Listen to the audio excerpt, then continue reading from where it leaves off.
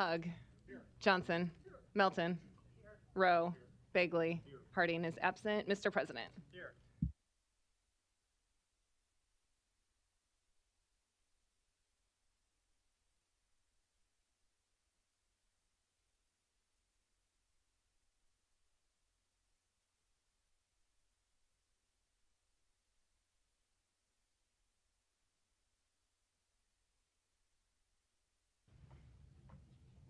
Hello, everyone. Please remain standing. I just got one line, just one. May the spirit of the holidays be with you throughout the entire new year. Thank you. You may be seated. An affidavit of publication is on file for the pre-council and city council meeting, and a current copy of the Open Meeting Act is posted in a white binder on the east wall of legislative chambers. Good afternoon. Welcome to the Omaha City Council. We appreciate having you here today. We look forward to hearing your testimony on our many items. We're going to start first with a point of privilege for Councilmember Melton, and then we'll have a proclamation by Councilmember Johnson. Ms. Melton, the floor is yours. Thank you very much for the opportunity. I just wanted to say a few words in regards to the passing of Scott Lautenbaugh. He's a former state senator, former Douglas County election commissioner, and an attorney that I think a lot of people in the community know. He passed on Saturday fairly unexpectedly. I just wanted to give my condolences to his family, to his children. Scott has always been kind of known as a rebel rouser. He took on the Nebraska State Bar Association in regards to mandatory dues and won. No, lawyers typically don't take on the Bar Association, but Scott had no problem because when he saw a wrong, he wanted to make it a right. When he was down in the legislature, although he ran with as an R, right? He could debate with the rest on the floor of the legislature, and afterwards he could go out and share beer with those that he disagreed with, because he was friends with everybody and he respected people even if they had a different opinion than he did. So he did a lot for our community, and I just wanted to recognize his passing over the weekend. And I think on behalf of the council members and the people that know him, that our thoughts and prayers are with the family during this Christmas season. And we're very, very sorry for the loss of Scott Lautenbaugh. So thank you, Mr. President. Thank you. Ms. Johnson, you're recognized. Thank you. Do we have any members here from the Malcolm X Center? Okay, we're going to go on without them. Whereas Kwanzaa, meaning first fruits, is an annual celebration of Black culture. In recognition of the African heritage and the descendants of the African diaspora, and whereas Kwanzaa was founded by Dr. Maluna Karenga and first celebrated in 1966 during the midst of turbulence and oppression of the Black community, to promote unity and independence amongst the Black community. And whereas the greetings during Kwanzaa was in Swahili, a Pan-African language chosen to reflect African Americans' commitment to the whole of Africa and Africa culture, and reinforce awareness and commitment to the 7 principles. Whereas Kwanzaa is a festival of culture, family, remembrance of ancestors, and rededication to the upliftment of the African diaspora, and is observed for 7 days, with each day representing unity, self-determination, collective work and responsibility, cooperative economics, purpose, creativity, and faith. And whereas leaders, members of the North Omaha community, including civil rights activists and Great Plains Black History Museum founder, Miss Bertha Calloway, ensured Kwanzaa was celebrated in Omaha for more than half a century. And now therefore, be it resolved that the City Council of the City of Omaha recognizes the lived tradition and enriching experience of Kwanzaa and official designation December 26, 2023 to January 1st, 2024 as Kwanzaa Week 2023 through 2024. In witness whereof, we have set our hands and caused the official seal of the City of Omaha to be affixed on this 19th day of December 2023. I will issue this to the Malcolm X Center later. Thank you guys for listening. Thank you. We appreciate that. Madam Clerk. Item 6, to consider a Class C liquor license for Viva La Rock located at 12411 West Center Road, Suite 106A. A is communication in opposition. Public hearing and vote on number 8 is today. Proponents, please. Good afternoon. Number 6, I'm sorry. Good afternoon, Mr. President, council members. David A. Houghton, 2804 South 87th Ave, Omaha, Nebraska, 68124, on behalf of Gimme Gimme Gimme Productions, doing business as Viva La Rock. This is a liquor license application for their new lounge located on 12411 West Center Road in the Westwood Shopping Plaza. Viva La Rock is a new concept in lounges in Omaha that is somewhat based on its predecessor lounge, the Drastic Plastic Vinyl Lounge, if anyone was familiar with that. This will be out in Westwood Shopping Plaza. It will focus on catering to older Generation X patrons and baby boomers. It'll play music at a conversational level from the 70s and 80s, and the ownership group is really excited about the concept, as is the new landlord and the neighboring businesses. I would note to the council that there was one letter of opposition. It appears to us that the opponent may misunderstand or apprehend the nature of the business. The business will only be playing music at a conversational level, so it'll be quiet. And again, it's intended to serve cocktails. It will have a small section where it sells vinyl records, but it's catering to an older crowd, and the idea is to have a conversational lounge. I'd be happy to take any questions if the council would have any. Thank you. Are there any other proponents on number 6 today? Seeing none, any opponents? Public hearing's closed. Second. There's a motion and a second to approve. Roll call. Hug. Johnson. Yes. Melton. Yes. Rowe. Bagley. Mr. President. Yes. Motion passed 6-0. And it's come to my attention that we do now have representatives from the Malcolm X Foundation here in the audience. So, Ms. Johnson, would you like to present them with the proclamation you just read? Thank you.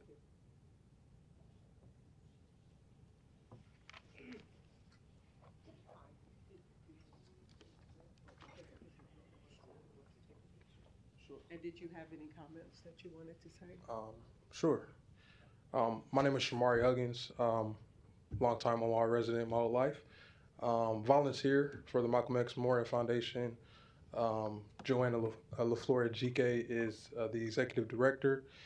Kwanzaa is something that has been celebrated in this community for a long time, and it's good to continue the tradition and recognize culture and heritage and the struggle for progress for Black people, not only here in Omaha, but around the world. So thank you. Thank you, Councilwoman.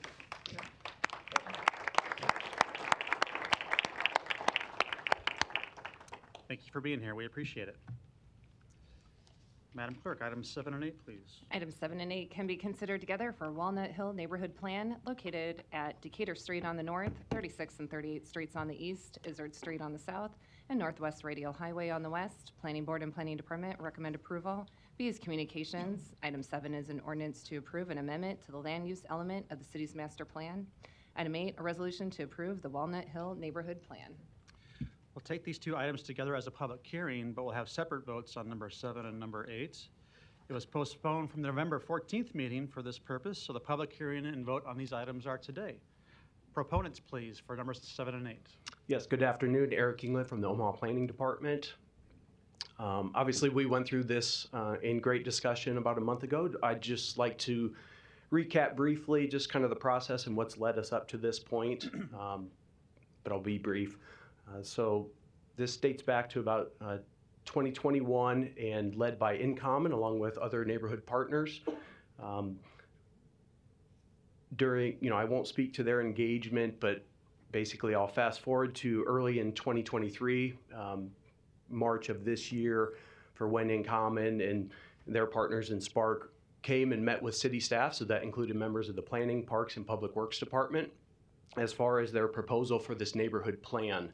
Along with those conversation items, it was discussed about, what the city can do, and that led to, interest in both sides in updating the future land use plan, which is part of the master plan, as you're aware. And so as those conversations and reviewing of the initial draft plan occurred, over the next several months, we had a lot of back and forth dialogue, a lot of interest on both sides to update that plan, as well as revisions and edits made to the neighborhood plan. That led up to being placed on the October 4th Planning Board meeting for these two items. Prior to that, in early September, the City of Omaha sent out letters to about 680 property owners within the boundary of the plan, as well as 10 neighborhood associations. So that was to lead to a public meeting that was held on September 26th. So we had a lot of good dialogue about the master plan as well as the neighborhood plan at that time. And then October 4th, both items were recommended for approval by the planning board. And then fast forward, that is where we came to in November 14th when it was laid over for further dialogue and discussion. So after the layover at City Council, there was a large neighborhood meeting that I attended. There were several different meetings. The one that I attended was on December 6th. There was about 40 individuals. I think it was a great dialogue, and really that conversation centered around the difference of zoning versus master plan amendment in the future land use plan. So we spent about an hour and a half going through those details and hearing from neighbors. Obviously, there were some concerns. There was others that felt more comfortable with the information that they received. So just to reiterate, this plan does not change anybody's zoning, okay? So everybody's zoning will remain in place. The neighborhood plan that is being recommended for approval is basically a vision of the neighborhood and led by InCommon, and I'll let them speak to that component, but the city does support that. And we felt that, when we've spent so much time in looking at this area, anytime that we have a chance to update the master plan and reflect those goals and objectives of that neighborhood plan, we felt that was important. So we also had some individual meetings with some other property owners after that December 6th meeting. So I'm here to ask for your support in both items. I'm here for any questions. Thank you. Other proponents to numbers 7 and 8. Good afternoon. Christian Gray, 1134 South 30th Avenue. I'm going to try to balance the proponent and opponent combination here because there's a little bit of a conflict in both of those things being grouped, but I'll do my best. But I would like to start with the Walnut Hill Neighborhood Plan, speaking on behalf of InCommon Community Development and the 500 or so neighbors that we engaged throughout the process. The Walnut Hill Neighborhood Plan was a 2.5-year effort led by a 15-member steering committee with representatives from all 3 focus communities, Walnut Hill, Orchard Hill, and Bemis Park, from which we all received an Raise endorsement. that up just a little more. Little There more? you go. Yeah. There it goes.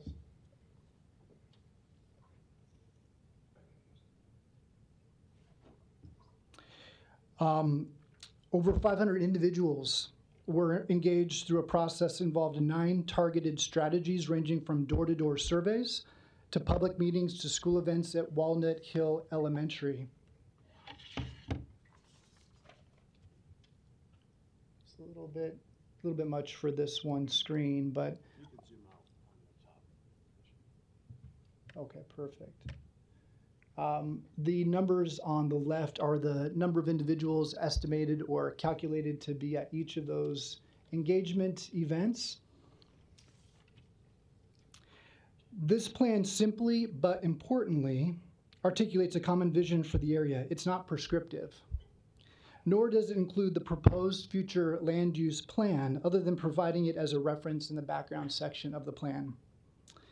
Area residents came together to guide this planning process, garner feedback from their neighbors about ideas and dreams for their community, and developed the document that you see before you today.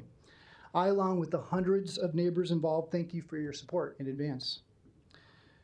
And in conclusion, we also thank the City Planning Department for their support throughout the process. Though the neighborhood is not ready at this time, from what I understand, what I hear, to move forward with the proposed future land use map.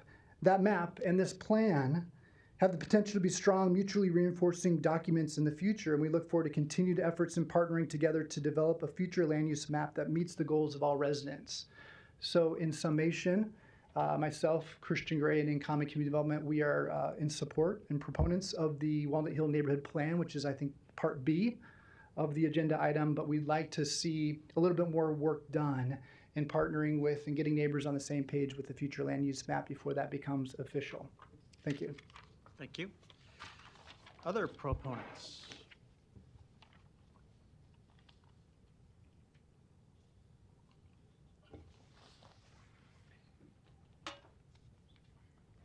Well, this is an honor for me to be in front of you fine folks. I gotta warn you, English is not my first language, so if you hear some kind of a struggle, please hold your chuckles. So my name is Bui Ray Tud. I'm the Chief Executive Officer for Spark. I'm here on behalf of Spark, obviously, a nonprofit community development Just your address too. my address, Yeah. 5003 California Street. Thanks.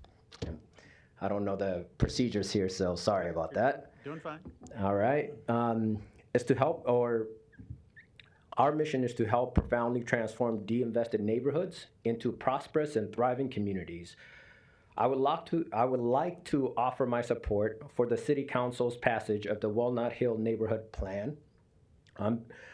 Our staff has worked with InComm team who collected neighborhood feedback to inform this plan. This includes engagement from surveys, public meetings, door-to-door listenings, and other community events. The data was organized in the current plan format by steering committee, highlighting the 4 overreaching themes that were present for all the community feedback. Spark staff offered support in the development of this plan through demographic research, narrative drafting, graphic design support, as well as connections to the city planning staff to ensure the plan would be utilized to help inform future development. We feel the current plan represents the ideas, thoughts, and desires of residents of the Walnut Hill community, and thus offer our support here today. Thank you so much. Thanks. Thanks for being here. Any other proponents?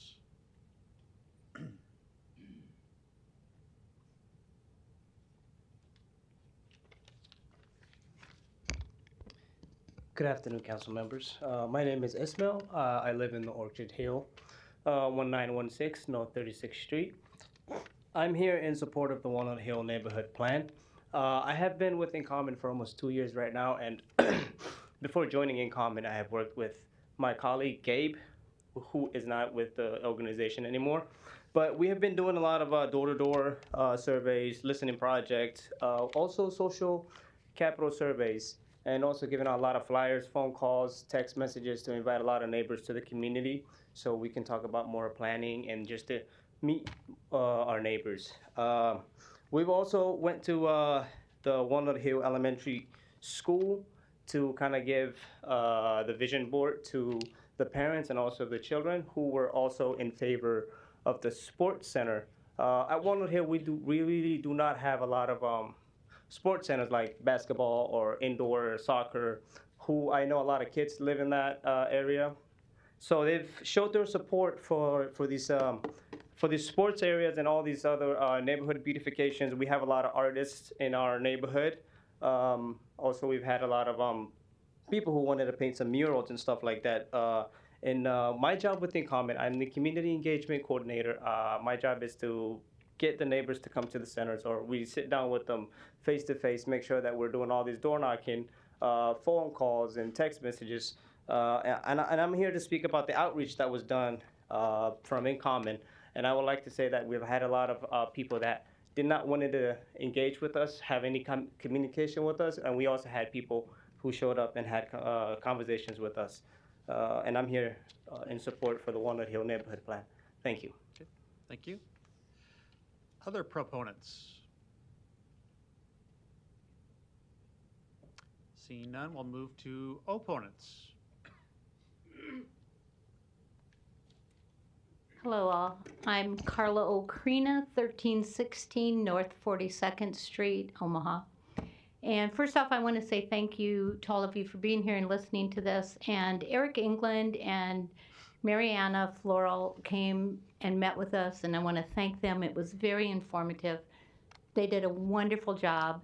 And also Councilmember Juanita Jackson, who came on a Saturday and met with us and was just a fantastic add to us.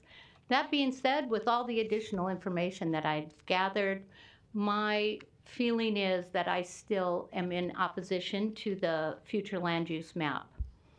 I totally support the community portion of this with the plan with In Common, but I am absolutely opposed to it. I mean, we've talked before when I was here that within the Walnut Hill community, we have approximately 1/3 of our dwellings that are occupied are made up of owner-occupieds. About 1/3 of them are where the tax statement is being sent to a different address, so I'm going to assume that they are landlords, and about 1/3 of them that are made up of duplexes to large apartment buildings. So we already have a large concentration of multifamily units within us. This future land use map with the provision as it's set forth looks to be putting high density and medium density as an extreme value in our neighborhood. My fear is that if we continue down that path, what we're going to see is the displacement possibly of those who have been in our neighborhood a long time, the long established owner-occupieds, the businesses, the industry, all the things that have made up the fabric of Walnut Hill for as long as I've been there, 27 years. I am totally for affordable housing, but I think we also have to look at what's going on in Walnut Hill now. And in Walnut Hill, we have homes that need some rehab that maybe are tenants. I mean, we have apartment buildings that are not in great shape. I would like to see programs come into place that could possibly help us with our existing structures before we start building on and adding more. I think we need to address the issue at hand. So I am totally for affordable housing. If I wasn't, I wouldn't be living where I am. As long as I've been there, we've had many and much rental properties within it. But I want us to look at, with this map, we're putting a high value on that high density and medium density. And I want you to think about it. What is the value we're putting on the long-term established residents that have been there, the new people who just have purchased homes, the businesses, the industry? Are we giving them the same equal value? I would hope that we are. So with that in mind, I just would like to say thank you again for listening to this. I hope that you will vote this future land use map down and that we can move forward with maybe some improvements to Walnut Hill that can be supported. And my fear is that if we vote this through, we'll possibly see the squeezing out, the displacement of those people that have been there a long time. It could happen in the future. We don't know, but it could. And I'm telling you, in my opinion, that would be a very sad day for this historic neighborhood. Thank you. Other opponents?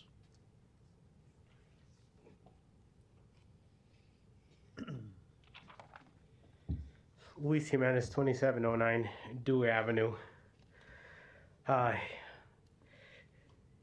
I oppose this because of the reference that planning just made, that somehow this is a revamping of the master plan. When you say that you're working on the master plan, amendments to it, to me, that's not dealing with the master plan. So just in principle, I oppose amendments being referred to as looking at the master plan. I also Luis, just a minute, please. Sir, could I have you put your cell phone on silence, please? Or at least go out in the hallway?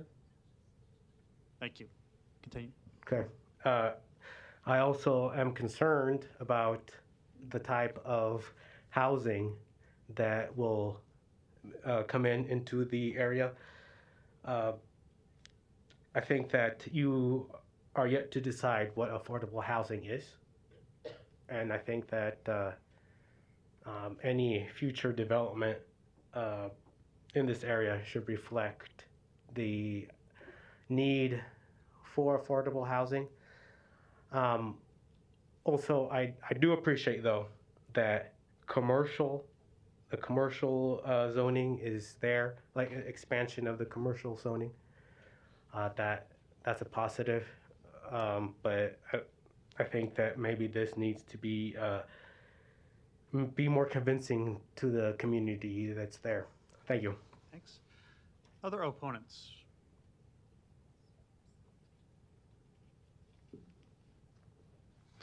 Murray Hayes, 4032 Izzard Street. I want to start just by noting that the three proponents that have been here, not one of them is a resident of actual Walnut Hill. They have business there, or they're a contractor, or they're an employee of In Common. Today we have Carla spoke, I'm here. We have business owners here that are located in Walnut Hill, because this is a very personal issue for us. So bear with me as I'm going to read this so I don't ramble. Yesterday, Christian Gray and I both did interviews with KETV. He stated on camera that Walnut Hill was right for redevelopment and gentrification. And I'm just going to read the definition of gentrification because I took it really personally when this term was used. Gentrification is the process whereby the character of a poor urban area is changed by wealthier people moving in, improving housing, and attracting new businesses, typically displacing current inhabitants in the process. So, excuse me, Carla kind of said the same thing. Her concern was that 20, 30, 40-year residents of this neighborhood would eventually get displaced. So I'm going to give you a couple of examples, and these are actual people and actual properties that exist in Walnut Hill that would fly in the face of gentrification. We have a house that recently sold for $475,000, another that sold for $275,000, and another that sold for $269,000.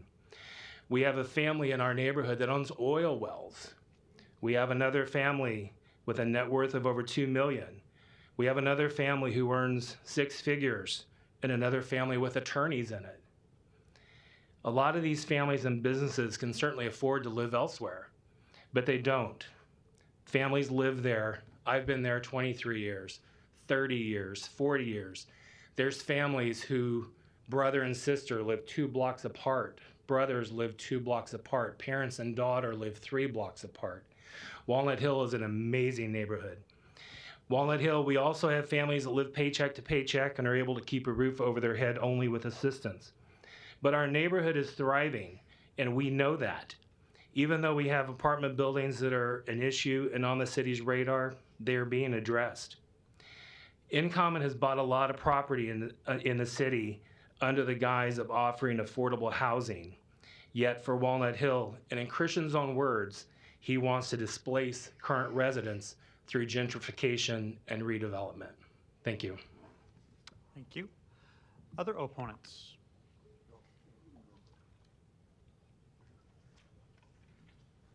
Hi, Greg Cresswell, 4032 Izzard.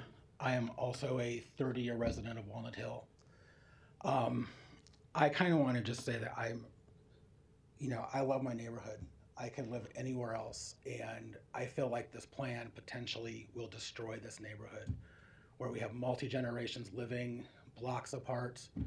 As a neighborhood group, we have worked really hard to keep improving our neighborhood, and I think that what we were sold originally as this neighborhood plan was supposed to be beautification on Hamilton Street, which we would all love to see, improving the traffic on Hamilton and 40th, which we would all love to see, and somehow that's morphed into allowing one group to have the potential to come in and tear down our neighborhood and build apartments and destroying the lives of all the people that are there.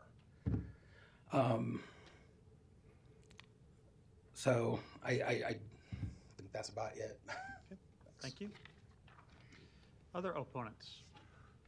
Phil McCune. I live at 13629 Seward Street. I bought the Harvey Company in 1995 and that was a famous Omaha company. He talked me into it, and I really liked it. We built some houses with Jesu Housing. We were studying the capacity would concrete work as a better house. So with city planning's help, we built 3 houses and sold them to just regular people. We didn't know we were supposed to try to keep them for anyhow. I'm almost done. I really want to thank Anita for coming to our meeting. I was very impressed. But planning has been more than excellent. But I said in writing that my zoning stays for the Harvey Company and Chacho Roofing and all those old buildings. My buildings are all rented for 10 years. So people must like them if they've rented them for 10 years. And I may not be here 10 years from now, but my family would still probably own it. And it gets, the crunch is, if it's a density housing zoning, you can pass the zoning on. There's nothing in writing that says it can stay industrial. You have to apply.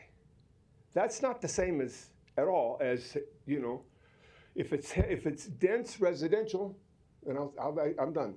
If it's dense residential, the zoning can pass to the next owner. If it's not, you have to reapply. That's a little bit of a, maybe the planning people are gone. Maybe they're in San Diego by then. Maybe, and I know I'm going to be 6 feet under, but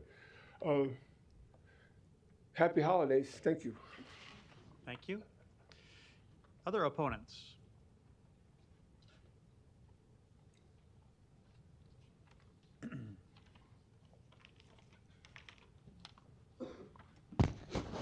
Hi, I'm Dan Lindsay, 1024 Mercer Boulevard, which is directly south across the street from the Walnut Hill Reservoir. Just to have brief comments. I want to once again commend the work of InCommon and its facilitation of the steering committee. And I know that their plan is,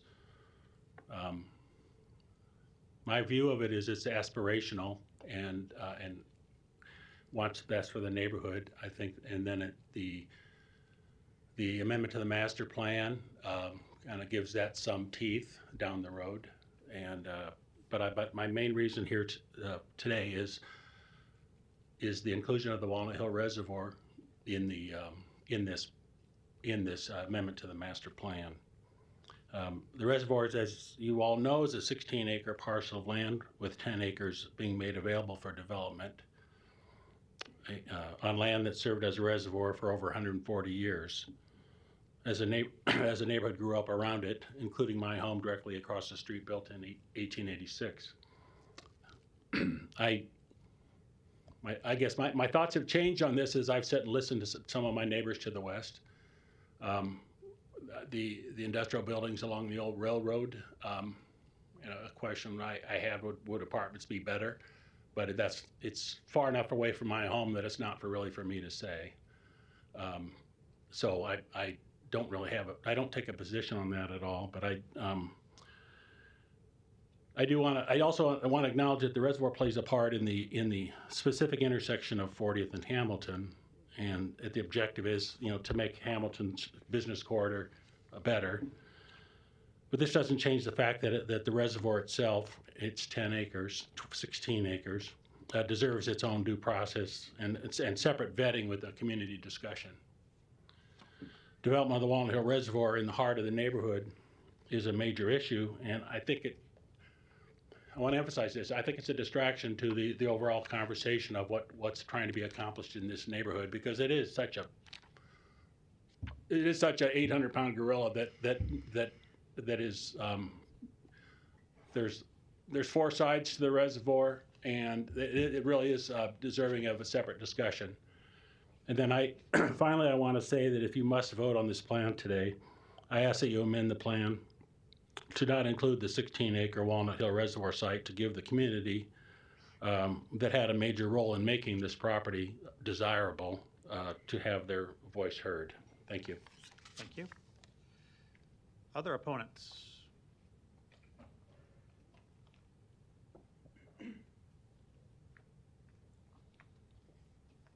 Hello, good afternoon. My name is Jason Woods. I live at 4130 Nicholas Street.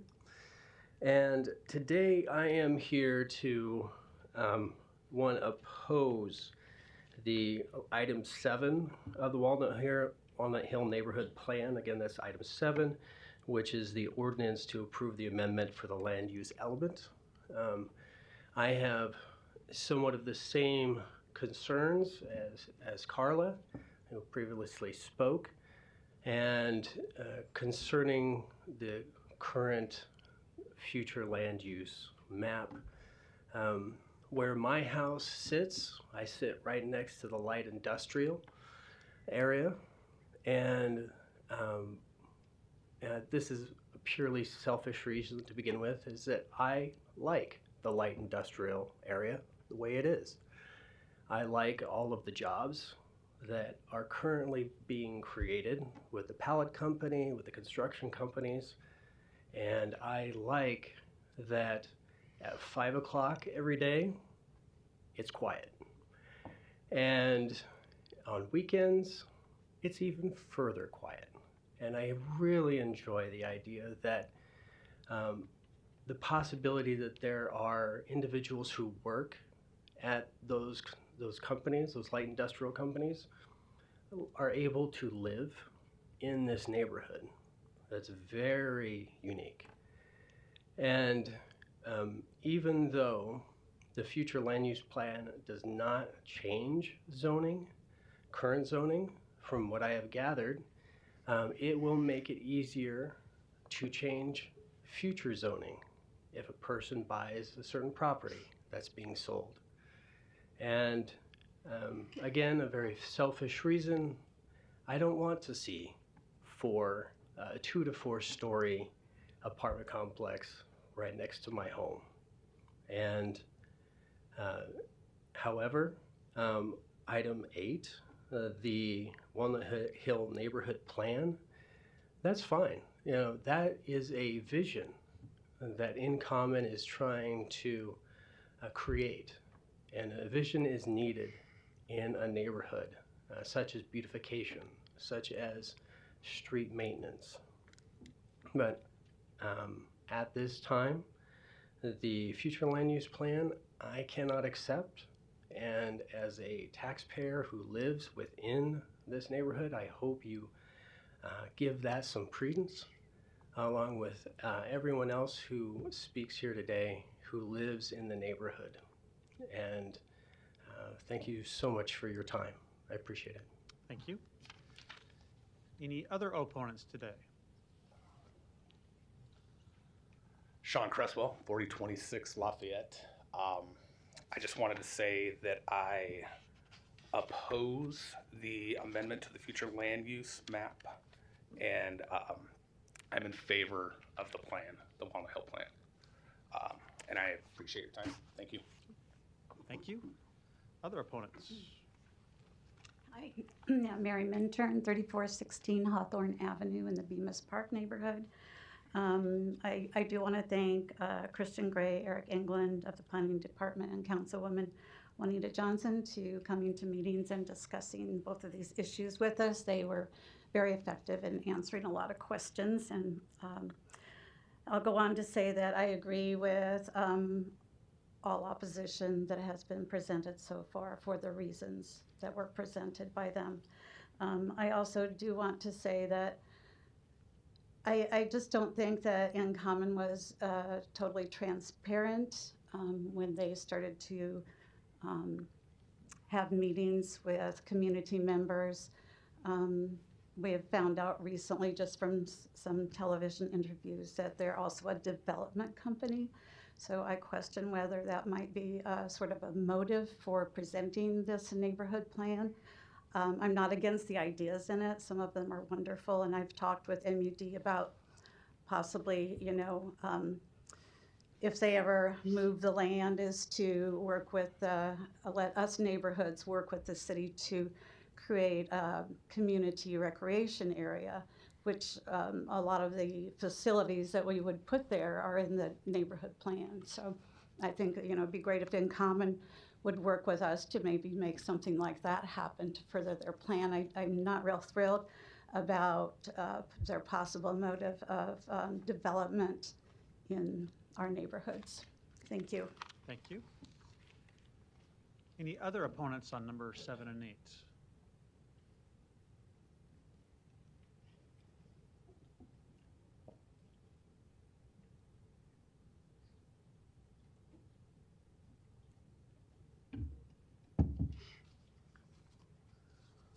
Good afternoon. My name is Terry, and my full name and address are on file with the clerk. I am here as one person representing many.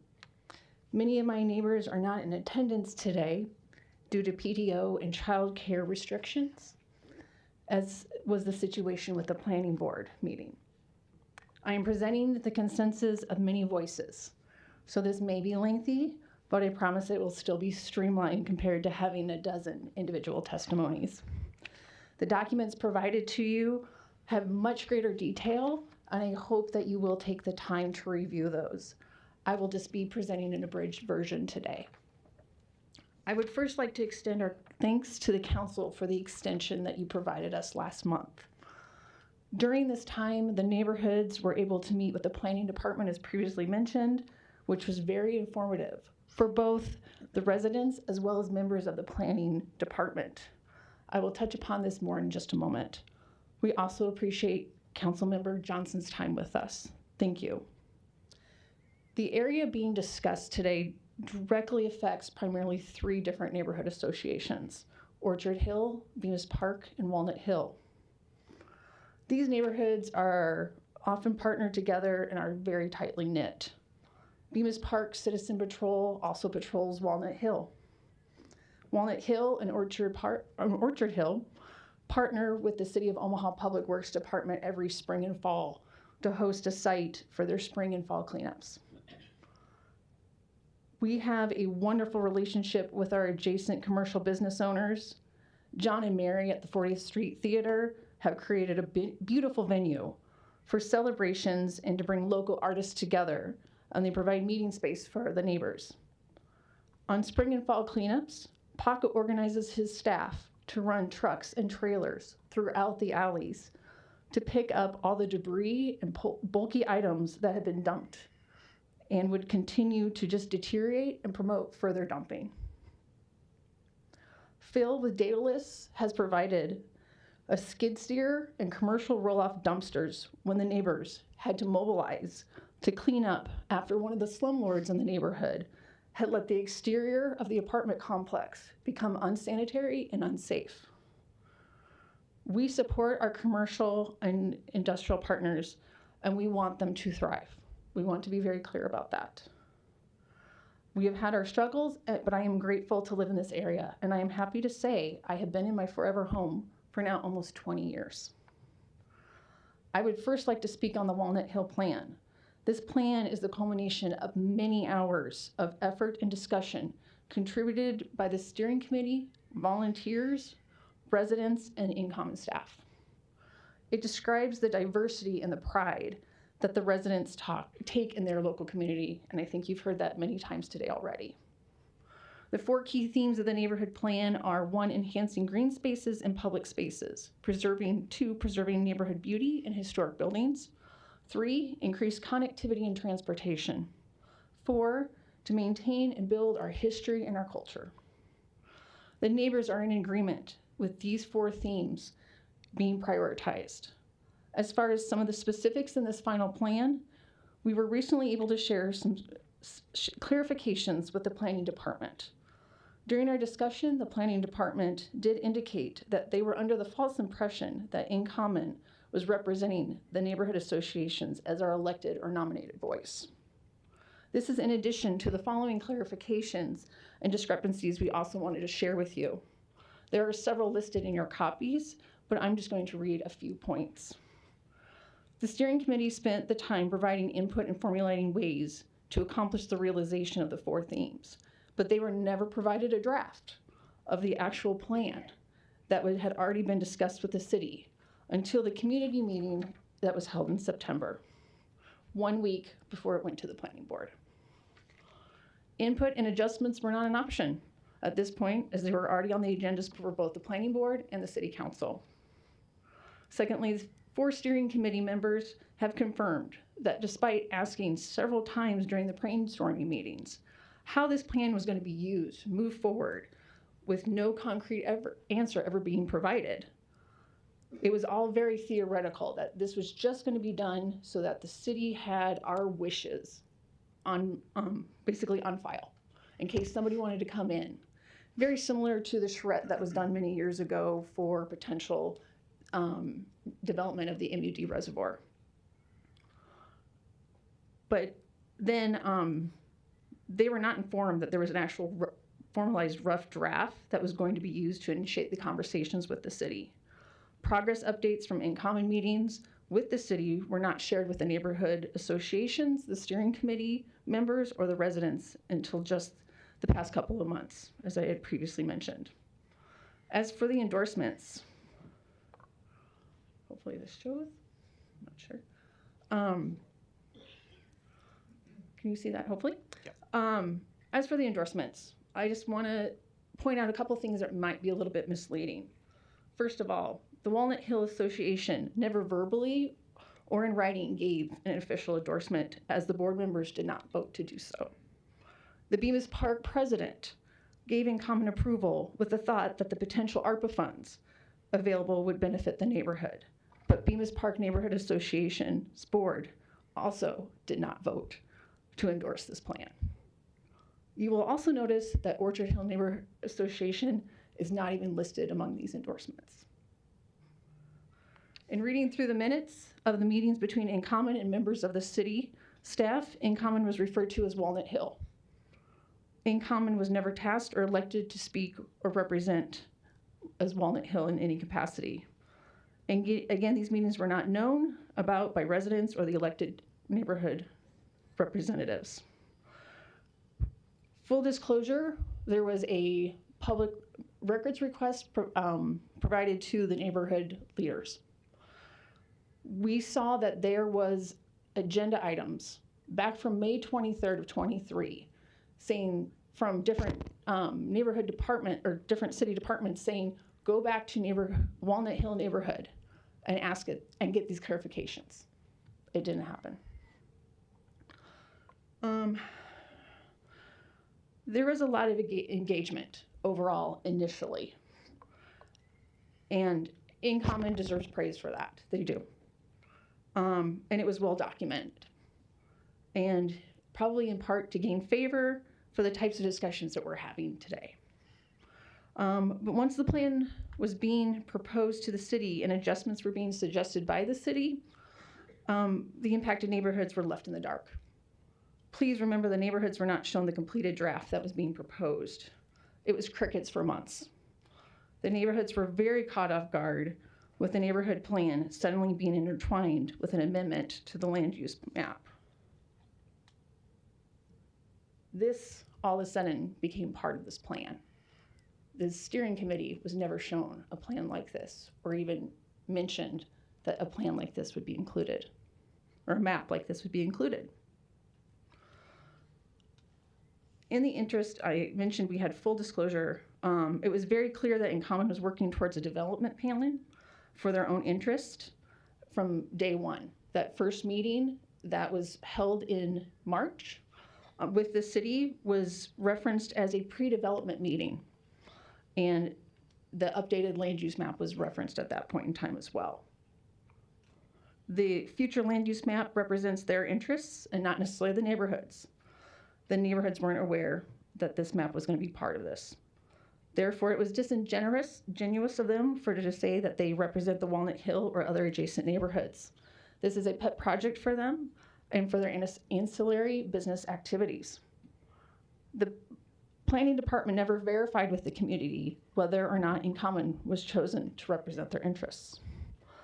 InCommon has only been in the area for about 2 years and are not even currently active with the neighborhood association. It is apparent from the representation in opposition today and last month that they do not necessarily know the values of the neighborhood very well. I'm gonna have you summarize here. Yes, Too. Okay. yes, sir. So working that, I'm going to switch to the land use map itself. This does not embody the spirit of what this plan is supposed to be. We ask for green spaces. We're getting higher density. We're told, oh, well, maybe in the mixed use areas. Well, guess what? Right in the future land use map, it says open spaces and public spaces can be paved or not paved. There's no guarantee of green. Also, with a higher density, parking and safety is seriously compromised. We have line of sight obstruction on our streets where it is scary to try to turn on some streets. Our bicyclists have to hold their breath to come through. More often than not, we are head-on-head traffic with the parking on the street. We can't put more cars there. Everybody in the neighborhood has been in this situation where you turn to go up or down the street and you end up backing up through an intersection backwards because there's nowhere for you to pull off unless you're gonna have a head-on collision with that car that you couldn't see coming down the hill.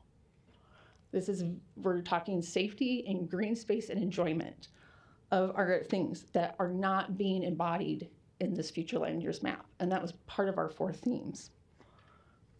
I'm gonna wrap up that if we are already dealing with bad decisions as shown by the Walnut Hill School just being basically diagnosed with elevated lead theories. We, the residents now, are acting as guardians for the people who are going to be living and continuing to live in this area. So please keep that in mind, we ask you. My one last point is that the city is currently in development of its Climate Action and Resilience Plan, CARP. If the residents had been told the truth, and there is truly no urgency to push a map forward, a plan forward, then let's wait to see what this CARP plan lays out. Because my thought is that we're gonna probably be an urban heat island and things are gonna need to be adjusted anyway. So please keep that in mind as well. I thank you for your time and for listening to all of us today. And we please hope that you will take our concerns to heart. Thank you. And thanks for your submittal, too. Yes. Are there any other opponents on these items, 7 and 8? If not, public hearing's closed. Ms. Johnson, you're recognized. Thank you, Mr. President. First, I would like to thank InCommon for engaging with the community to create a neighborhood plan that focused on beautification in the area. Somewhere or somehow throughout this course, this journey of 2 to 3 years, the information got disjointed. I'm not sure what happened, but this is a true example of why it's so important to engage neighborhoods in every step of the plan, from the onset of a plan, even all the way throughout until we reach the point of implementation. When we do that, we encourage the neighbors to embrace what is being presented to them. We encourage the neighborhood to own what they are going to receive. After all, we are living in District 2, a marginalized community. We are receiving federal funds all the time to ensure that poverty is reduced. The only way poverty can be reduced is by us engaging the neighborhood. Our neighbors have to have voices in these communities.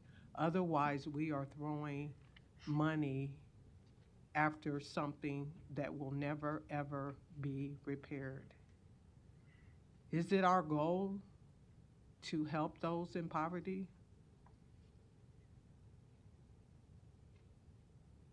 At the same time, when I reflect on the homeless population right now, individuals that are in poverty are just one step away from being homeless. We have on our agenda today to deal with the homeless as it relates to mental situations. Where do those concerns come from? We are blessed to be able to have our full faculty, have meaningful jobs, but not everyone has that ability. We must consider those that are unfortunate. We must consider their viewpoints. We must engage them. We must reach down to them and speak to them in a language that they can understand. We cannot talk to everyone the same way we talk to everyone. It's not a one-size-fits-all model. We have to go into a room, assess the situation, and understand who our audience is. Based on who the audience is how we deliver information. And somehow, some way, we continue to miss that. We continue to go into neighborhoods that have disadvantages, and yet we think that we can talk to them as though they're making $60,000 a year job. Doesn't work like that. So the neighbors of Walnut Hill have clearly indicated that they were not aware of the additional package, which is the land use. They were not aware of that. Are we saying that someone tried to pull a wool over their eyes? No, we're not. We're just simply saying that they didn't understand. What's so hard about that? They didn't understand. And they're here today saying that they did not understand. What are we going to do as a community, as a city, to make this right, make this wrong a right? Are we going to continue to hide behind, it's not my fault? Or are we going to listen to what is being said to us today that this community did not understand? With that being said, I'm in favor of the Walnut Hill plan. I am not in favor of the land use. So item number 8, I vote to adopt. Item number 7, I vote against. Okay, thank you. We'll need a motion on these items here in a minute. I would just say that I appreciate the neighborhood plan, and I do think there's some consensus around that today that we're hearing from in the neighborhood and from Ms. Johnson. I also support those objectives, and I think In Common has is doing good work and is trying to enhance the neighborhood in that respect with this plan. And it's not unlike a project I'm working on just to the west, just across Northwest Radial, in the North Saddle Creek Road District, Neighborhood Business District, that seeks to also increase streetscaping possibilities, affordable housing, pedestrian safety, landscaping, things of that nature we know are important to a neighborhood.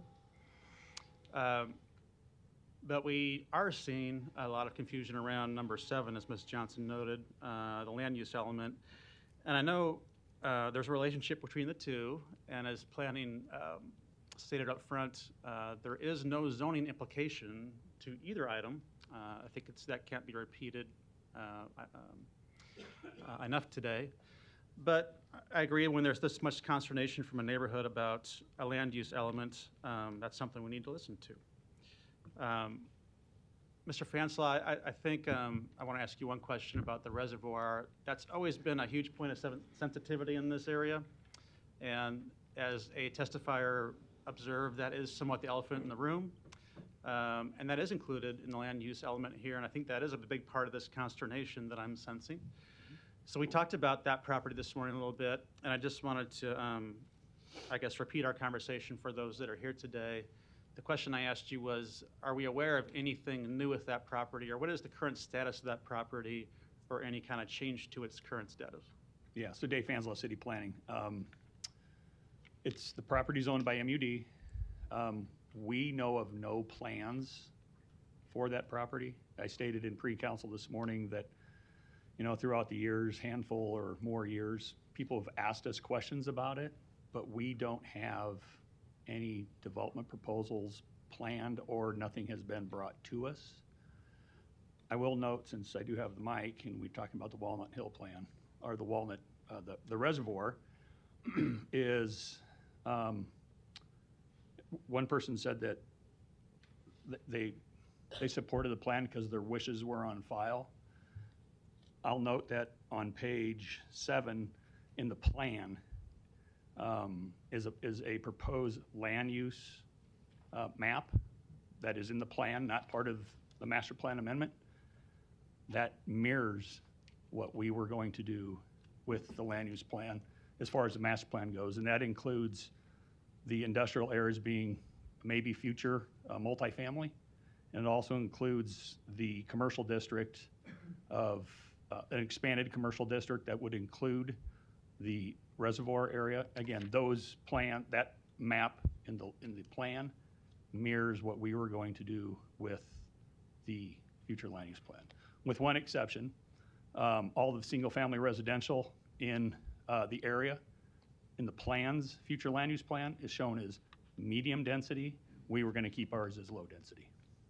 Okay. And for those that don't deal with this subject matter or these terms every day, can you explain the difference between the neighborhood plan and the land use element that we're talking about here today? Well, like I said, the map that's in the plan for what in common would like the neighborhood to be, and everybody who engaged and I suppose supports the plan, there's some proposed land use changes. But the plan's not binding where the land use plan would be, because it's part of our master plan. So there's the difference. If the plan passes,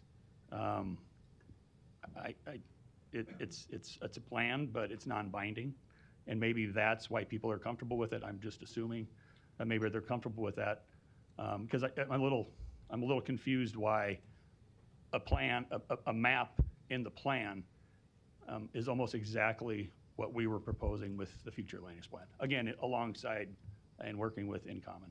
Thank you. Yeah, I think that is the important distinction, and I think probably the distinction we're hearing today is the plan is not binding, but the land use element would be binding. That's correct. Yeah, thank you. Mr. Bagley, you're recognized. Thanks, Mr. President. Eric, a couple questions, or maybe this for either you or Dave. On the memo that Dave, that was from Dave to the Planning Board dated September 27, 2023, it talked about the community engagement, Do you have the numbers, or Dave, do you have the numbers of people? I know it was it went past that. I think Christian had a slide. Do you have the numbers of the people that were engaged in the community on those different meetings that you had? Eric England, Planning Department. The actual details of the entire engagement would be better answered by In Common. I could speak to, I mentioned when I testified earlier that leading up to the planning board meeting, the city of Omaha mailed a letter to 680 property owners as well as 10 neighborhood associations. But as far as the overall timeline and engagement, I would defer to In Common. We have all that hidden within hundreds of emails or databases, but I'm not. Fair enough, that's okay. Yeah. So in the process, it was spelled out in the memo that Mr. Fanslow had sent.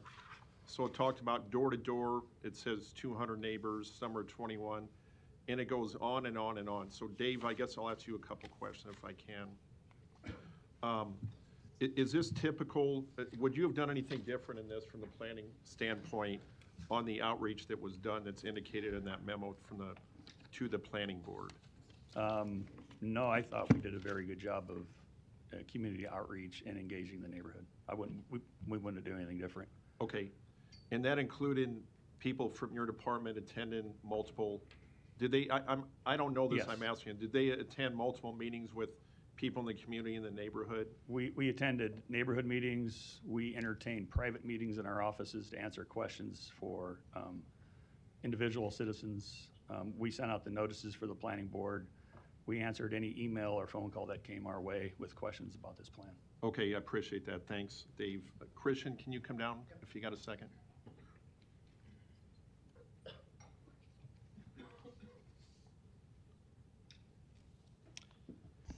Name and address. Go ahead. Christian Gray, 1134 South 30th Avenue. Thanks, good afternoon. Help me understand, I was a little confused, so I appreciate you being here today, and I know you and I had worked together on the Hanscom and Georgia Row on Park Avenue.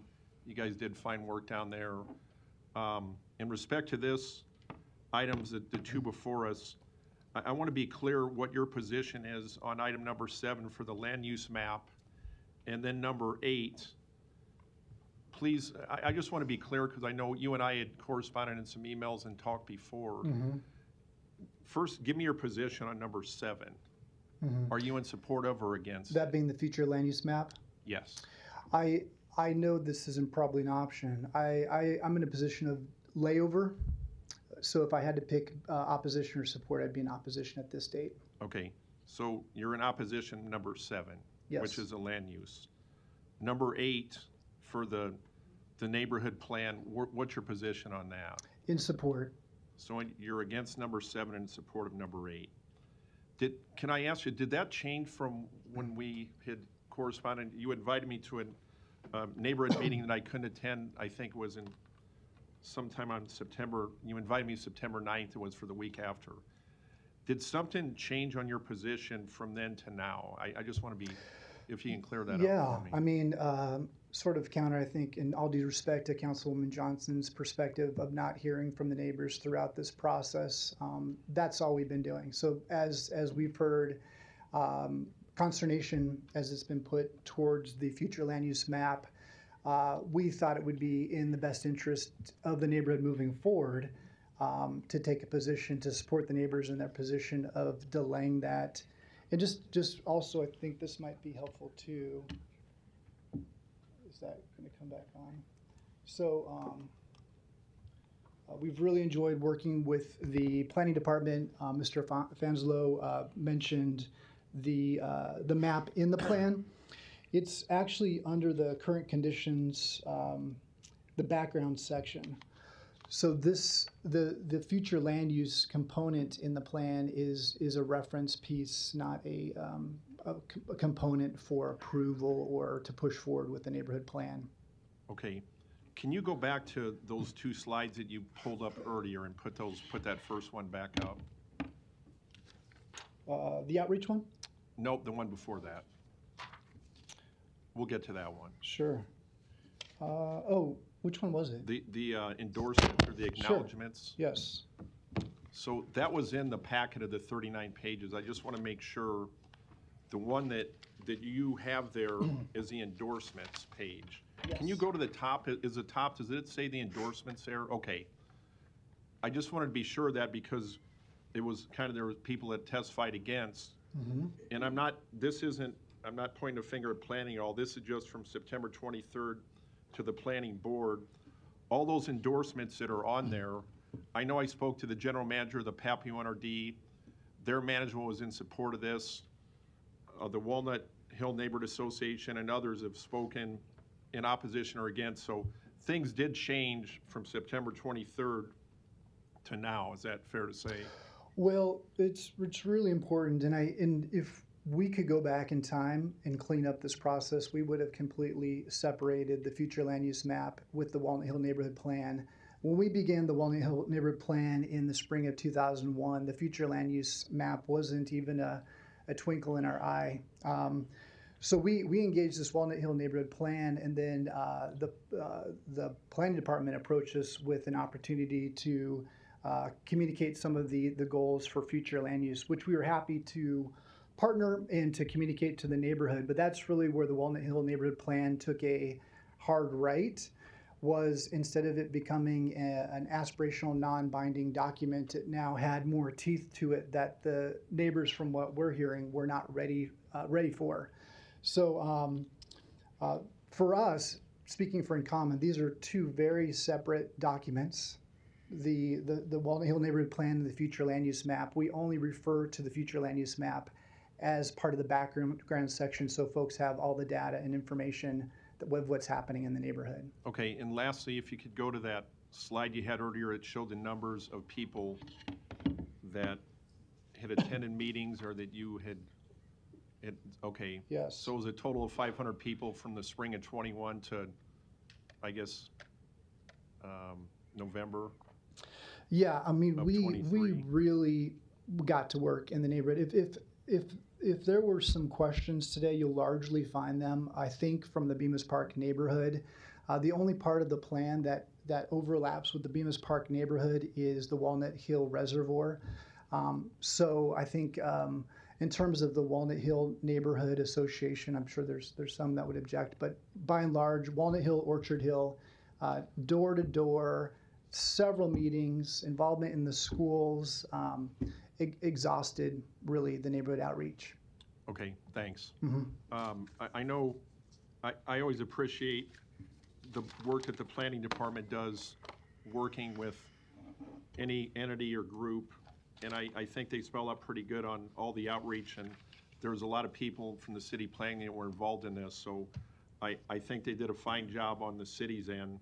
I think the disconnect from what I'm hearing from people testifying today is the neighbors weren't comfortable. I don't think it was with city planning, but within common, maybe the communication lines weren't as clear as from what I'm hearing from people on some things that, like you said, you could go back and change. You don't have to come back Sure. up, but I at least that's what I'm hearing today. And I know when you did the one on Park Ave down there, I think it was communicated well to me, and I understood what was going on. I did a tour. It was ice cold that day in December of, I think, 22.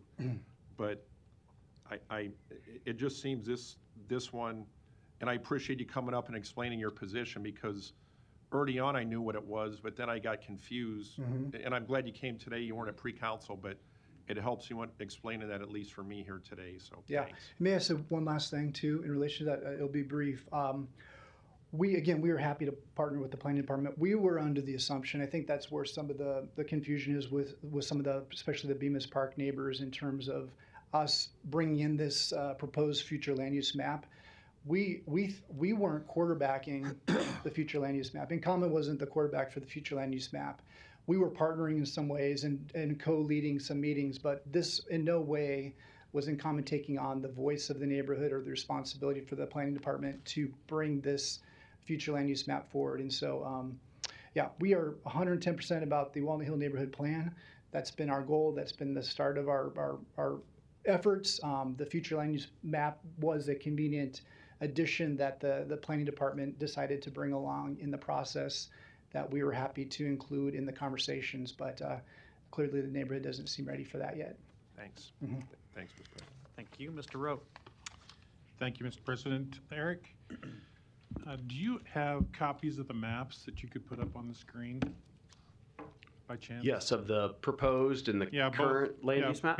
Maybe if we had a copy that we could put up of the current plan and then the future, then the neighborhood plan and then your plan. Do you want them side by side? Well, I think to follow up to Mr. Begley's comments, I'm trying to understand, it appears to me when I look at the maps, that the neighborhood plan map is more intense than what's being proposed by the planning department from a land use. And I'm not sure who to call up that would like to speak for the opponents. I'd probably call Phil only because I've sold thousands of wax rings that his company invented. Who would have thought that the toilet wax ring would be invented in Omaha, Nebraska? Really? Yeah. So, and I've sold thousands of them. Trust me. I learned something new today. There you go. Okay, so Eric England Planning Department. I guess, Don, what I'd point out, yes, this is virtually identical to the future land use amendment that is agenda item number 7, except there are different colors, and as Director Fanslau pointed out, the orange is referenced as medium density residential. We don't have that classification in the master plan, the map, so. So in your plan, that's yellow still, right? Yeah, so let me put that up here. So it shows up as yellow. That's low density residential, which supports zoning up to R5. Within, going back to the neighborhood plan, the beginning of paragraph 2 there, it says a revised future land use map below illustrates a larger geographic area that allows for R5 or medium density real estate development. So it's portrayed as medium density residential, but the master plan doesn't officially have that category. So I don't know if that answers your question. Well, so where would the real conflict be? Is it in the high density between the two plans? Yeah, so let me put up. In the red? Let me put up the existing or the current master plan map. Let me zoom in just a little. I know there's a lot going on here. There's 2 primary changes from the current master plan designation to the proposed changes. So you have here the current, the gray indicates industrial, right, and those properties are zoned general industrial, okay? That is an unusual land use pattern, and I know it dates back historically to the rail spur line. But if you took a larger picture at the entirety of the master plan map, that industrial does not really coincide with where we would typically see industrial. There are larger tracts of land. There's, of course, South Omaha. There's, on Industrial Road out west. There's the area near the airport, Blair High Road. So there's 4 or 5 main primary industrial areas in our city. We do have pockets like this, but long term, is that the best use of the land? And like we've said multiple times, we're not taking anybody's zoning. They can continue to operate with general industrial. There was a statement about changing zoning. No, it's not. The city council is the only authority that can change zoning for a property. There is state laws, from the state of Nebraska that indicate what a city is allowed to do as far as zoning of property.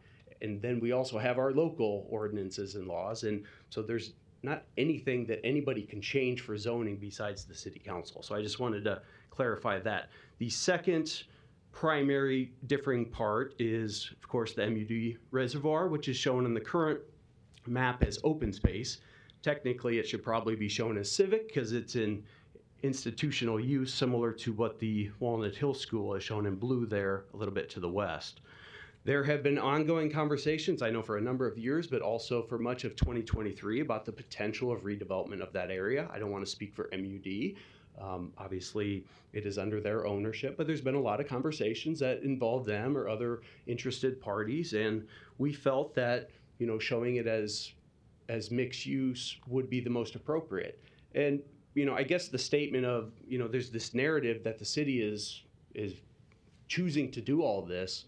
We have email dating back from May 18th from Christian at In Common about these two areas, about taking it away from industrial as well as the reservoir to make it mixed use. So I think the narrative has gotten sidetracked, but I don't know if that answers your questions or if you have any follow-up, Mr. Rowe. Well, no, I was just trying to understand where the main conflict is between what's proposed. So in some of the conversations,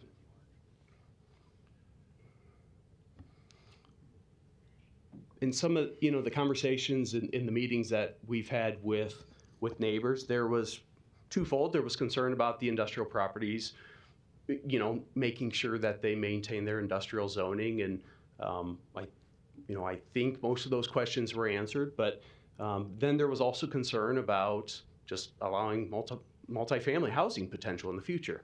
Now, it's not as simple as just changing the future land use map and all of a sudden you're going to have thousands of apartments that come into a site.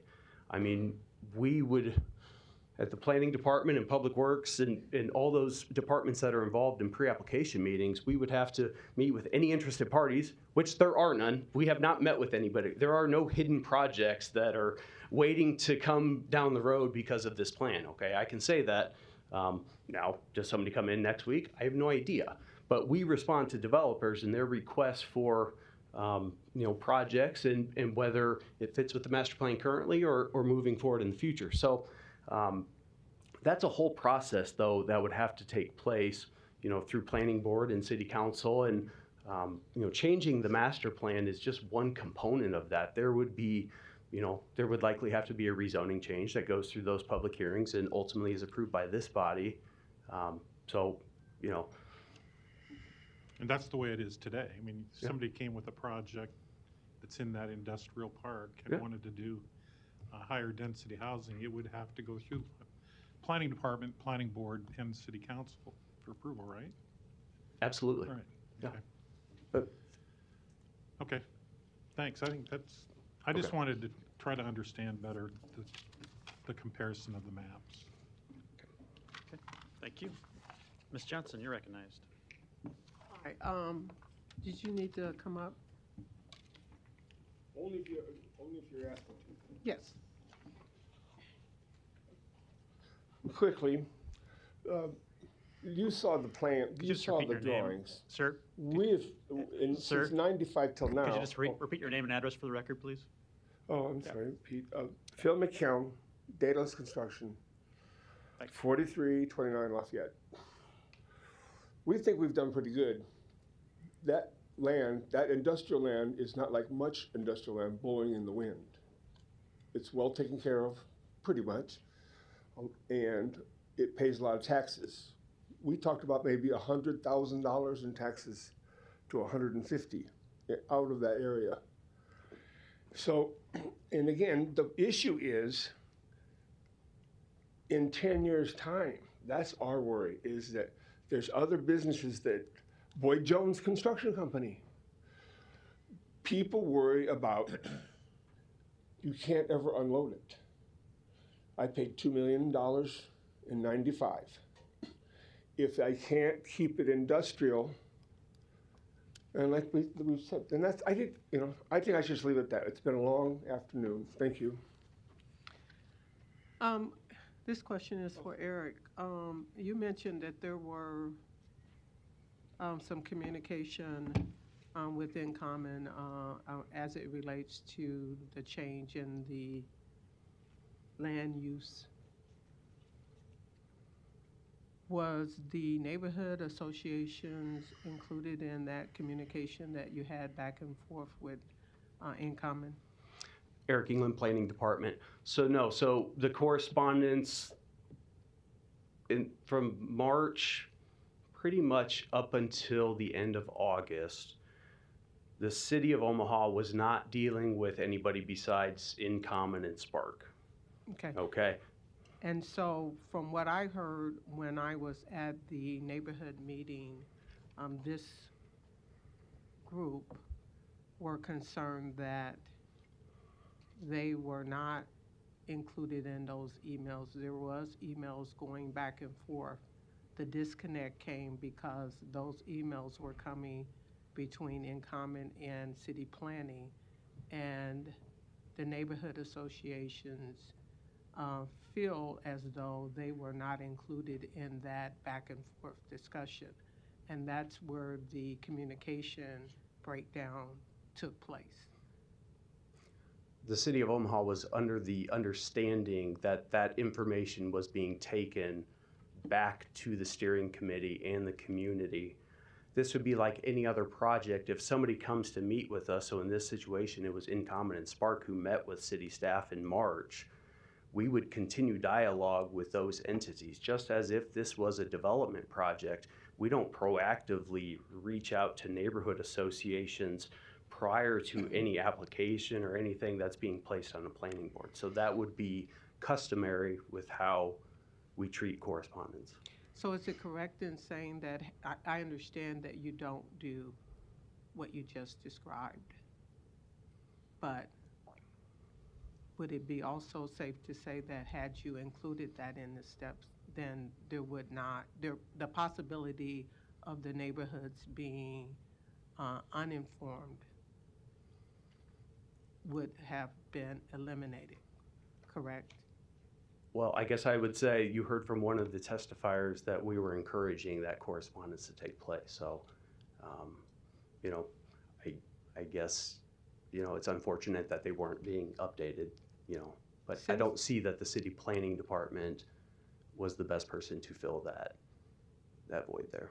Oh, and I'm not saying that at all, but since when did we start sharing communication only with entities like InCommon and not include that communication with the neighborhood associations? InCommon and Spark came to the city to begin that conversation. So, I mean, that is just, I mean, I can't even think of the amount of manpower or hours that would needed by staff that we do not have the capacity. If we were just proactively reaching out to neighborhood associations for any project that came before us, that's not realistic. Okay, thank you. Mr. President, how do we go about separating these two items that have been put together? Because we'll start. Yep, we'll start with a motion on number 7, and then we would proceed to a motion on number 8 after that vote. I move that we deny this. Number 7, correct? Number 7, yes. There's a motion to deny. I'll second that. Mr. Hug, your light's on? Yep. Mr. President, I don't know procedurally how to do this, so I'm going to have to ask you to help me get some guidance on this. How would we remove the reservoir from this area? I believe the plan would have to be changed as it's been presented to us, and also removed from the land use element. I'm sorry? And also removed from the land use element, which is number 7. Okay, can that procedurally be done with a motion? I don't believe that's something we can do today from the floor, nor is that usually advised. Also, there's a motion on the floor to deny number 7 with a second at the moment.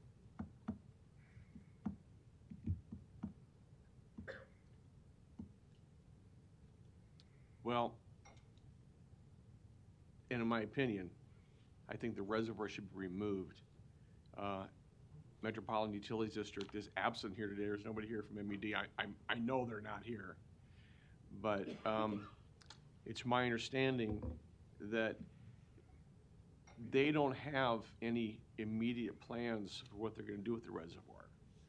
And, you know, my information that I have is that they hope sometime in the year, if everything works out, to have an idea what their plan will be for the reservoir.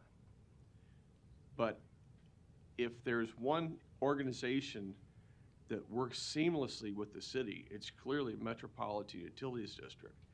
I would hate to do anything from up here as a city council member to hinder any plans they may or may not have.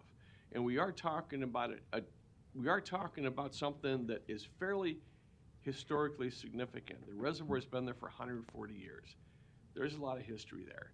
And what and how that looks like in 5 years or 10 years, I think needs to be looked at and addressed individually and separately from any plan.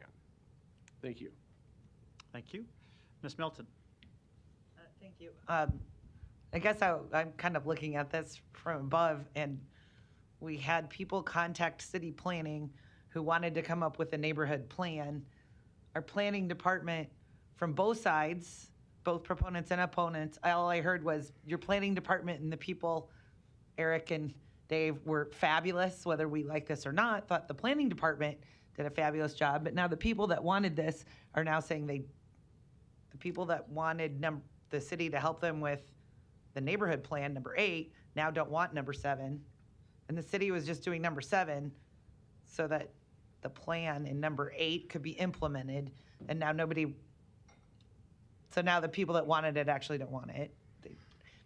Did I summarize that kind of correctly? I mean, right, after an hour and a half. So I guess my point is right now, if we can pass number 8, which is just the plan, but I guess my question, Mr. Fanslaw, is can't any neighborhood just come up with a plan? The city doesn't have to vote on it. I mean, if I wanted to just, me and my neighborhood association came up with a plan for what we wanted for our park, our neighborhood, and some mixed use that we on the outside, that would just be up to me and my neighbors to see if we could recruit people to build it or do those things.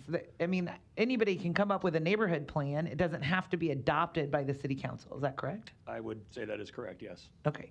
So 7 is really the only thing we're voting on that would actually be implemented in our ordinances. Correct.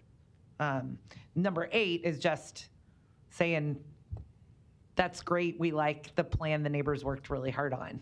Well, correct, especially since there's no implementation for city staff to enforce, Right, or to even consider it when something might come our way.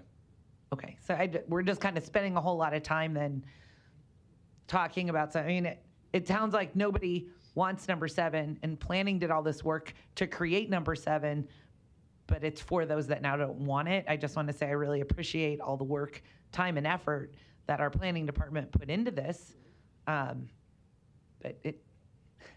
So I just really appreciate the work that planning did, but I'm not going to force something onto neighborhoods that thought they wanted it and now don't. So that would be my reason for voting no on 7 and 8. I mean, I could vote yes on 8. I guess it doesn't really matter. Everything in the plan is just on paper. There's nothing to enforce. There's nothing the council enforces. There's nothing planning board enforces. So, I guess it's just kind of a goal that the people that live there might have. So I'll support. I think I'll support Ms. Johnson's no vote on number 7, and I just don't think whether we vote yes or no on number 8 makes any difference. Thank you. Mr. Rowe.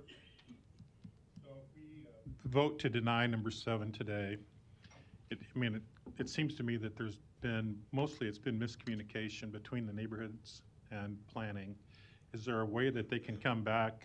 I guess it's a question for Dave. Can they come back after some further negotiation with a plan that's amenable to the neighborhoods and still works for our planning department? Is that doable? Dave Fanslaw, City Planning. I'll make my point again. There's a land use plan in the plan that is more intense than number 7, which we put forward. If you're asking me after probably 200 or 300 hours of staff time to get to this point, if I'm willing to dedicate those resources to try this again, my answer today would have to be no. Okay. No further lights. There is a motion and a second to deny number 7. Roll call. Hug. No. Johnson. The motion is to deny. Correct. Yes. Melton. Yes. Rowe. Bagley. Mr. President. Yes. Motion passed 5 to 1.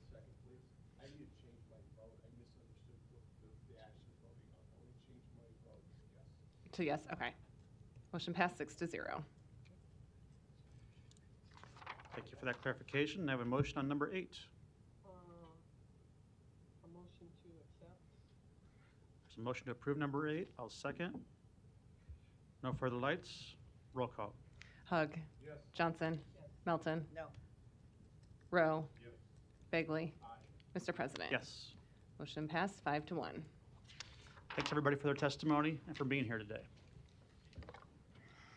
Council members, we'll move on to the next item here, but without objection, I'd like to move item number 104 up to this point in the agenda. We have State Senators Wayne and McKinney here to speak on this item. I think many other testifiers as well. So I think it'd be wise to make sure we can accommodate their schedules. So if there's no further objection, Madam Clerk, item 104. Item 104, an ordinance to approve the creation of an inland port authority and to establish the boundaries. A's amendment of the whole requested by the Law Department. The public hearing on item number 104 is today. Proponents, please.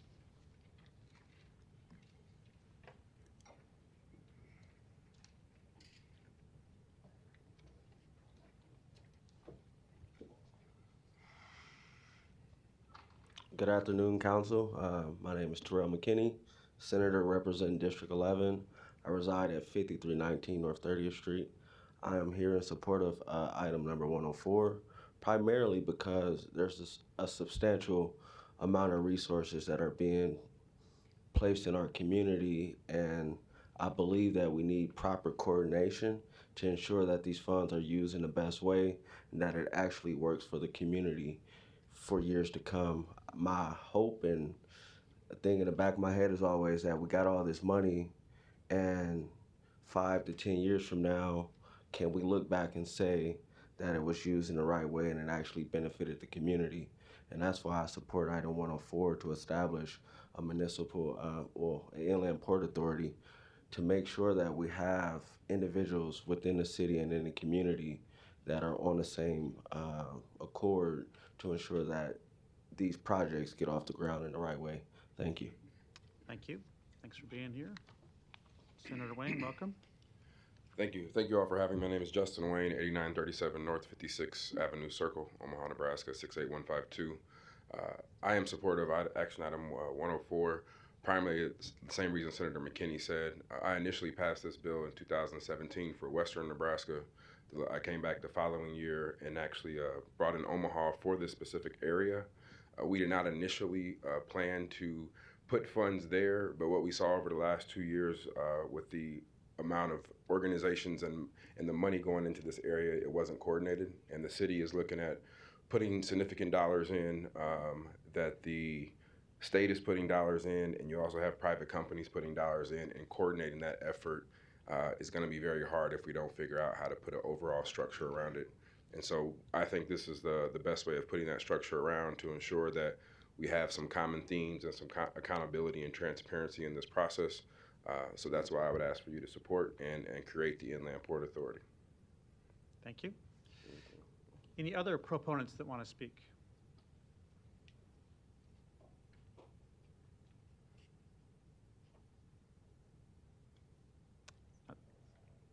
There's bodies moving around, but I don't think anybody's coming towards the podium, so we'll move to opponents.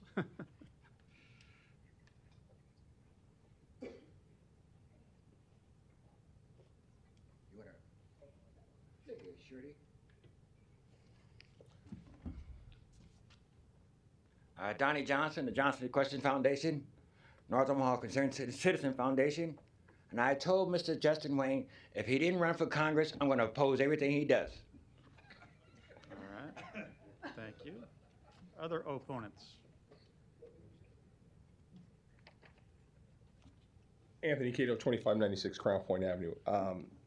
I'm not totally opposed to the Inland Port Authority, but I'd like more clarification from the state and the city in regards to why, number one, if a board is prepared to present information to the community and most of the board members that would be placed on this board, either by the mayor or the city council, that they reside in that zone primarily, because a lot of us don't know what is totally being proposed. We're not opposed to it because of the change. And the reason why I mention that is because on May 6, 2021, a letter was sent to the board, to the mayor's office and to the past city council in regards to franchises and businesses in that empowerment zone that or import land they're trying to develop. And one of the things that is concerning to me is that there's 2 members who were on the board in 2021 on this city council never responded. And it's not, I'm not blaming them, because it would be Ms. Milton and Mr. Festerson. It was addressed to the Mayor Stothert. It states simply, I've been writing letters in regards to White Castles, Waffle House, and to the office of Mr. Gaylord. He was a franchisee owner in the corporate community. And again, every year, a letter was sent to these organizations recruiting them to come to our community to put in these new businesses. Another letter was sent on April 6, 2023 to Ms. Ingram, who is the president of White Castles. And there's also one sent to Mr. Rogers of Waffle House at North Course, Georgia. And just recently, in September of this year, and I'm going to read this letter in part. Thank you for your April 6th letter and your September. You got to make sure this applies to the Port Authority. I'm getting to this because it says your interest in becoming a owner and operator in this community to betterment for jobs and improvement in this zone that we're talking about. It also says that on behalf of the Rogers family and the nation, we will honor your interest and long-term passionate for bringing these items and companies to Nebraska. And what I had sent to the board, to the city council, and to the mayor's office, again, why is it you are not recruiting businesses for that particular area of the community? Because it's blighted. As I said last week when I was here in regards to businesses in the area, and one of your board members who's not here said that you're not in the business of doing that. I also heard some testimony earlier in regards to the Walnut Hill area that people are passionate about these communities. They want jobs, they want housing, they want affordable things. But what they're not getting is a direct concept and communication from the city or from the planning division. And I think one of the things Ms. Johnson tried to discuss was, if we coordinate these efforts, make it more informative, inclusive, you will not have all these hiccups. And if you're not in the business of that, then what did we elect you for? We want your support. We want your input. We want you to help us recruit. We want you to bring things to this community because we live here. We're all in this together. But if we're not going to continue to be in this together, you're wasting our time and you're wasting your time. And I don't think the citizens want you to waste another dime of their time in this valuable community. Thank you. Thank you. Any other opponents to number 104? Seeing none, the public hearing is closed. Ms. Milton. Oh, thank you. Could Senators McKinney or Senator Wayne, well, Senator Wayne, you're on the end, so I'm going to ask you to come up because it's easier for him to get down. Justin Wayne, 8937 North 56th Avenue Circle. First of all, I want to thank you, and I want to thank Senator McKinney for coming down to our city council meeting. It's very helpful when we can work with our state senators, and I always appreciate coming down and testifying in front of the legislature, but I really also appreciate you coming to our council meetings when we're trying to work on things and pass things that benefit the city of Omaha. So thank you for taking the time. On the Port Authority, there's other port authorities. I think there's one in Fremont. There's 2, and we're limited, right? You can only have 4 in the state. Is that correct? So when I initially passed it was 5. So you have Fremont, you have Hershey, which is North Platte, has 1. Bellevue has 1, and I think Grand Island is starting to apply. So one of the cleanup bills that Senator McKinney will do as Urban Affairs Chair. He doesn't know this, and I'm just announcing it now. Is no, but we've talked about it. Is to increase it to maybe 7. And the thought at the time we passed a bill is we were looking at mega sites. Some might be familiar with that, large land to recruit like a Toyota or something. And so we wanted to limit it to make sure that as a state we could look across the state and make sure they're placed in the right areas. And so we will increase that number this year, though. And the benefit of this, it does give us just kind of it's another tool for economic development and also for use of public funds that we may be receiving in order to do that. Then we talk about a board that's appointed. So instead of just individuals trying to do their individual thing, kind of like you stated, or Senator McKinney stated, that this is really proper coordination. This is more of a coordinated effort. Correct. Instead of you just contacting Waffle House on your own and trying to get them to come here. It's a more coordinated effort so that we can have more jobs, better coordination of that kind of recruitment and making sure that it works with also the surrounding area, correct? Right. So in that particular area, it's going to be a lot of infill, which is in and of itself is difficult. You guys deal with that on a quite a bit basis. But you're also going to be adding sewers. You're going to be adding streets. You're going to be adding new buildings, parking lots with stormwater runoff. And so instead of putting that burden completely on the city, that's what this Port Authority is designed to do, is to make sure it's more collaborative.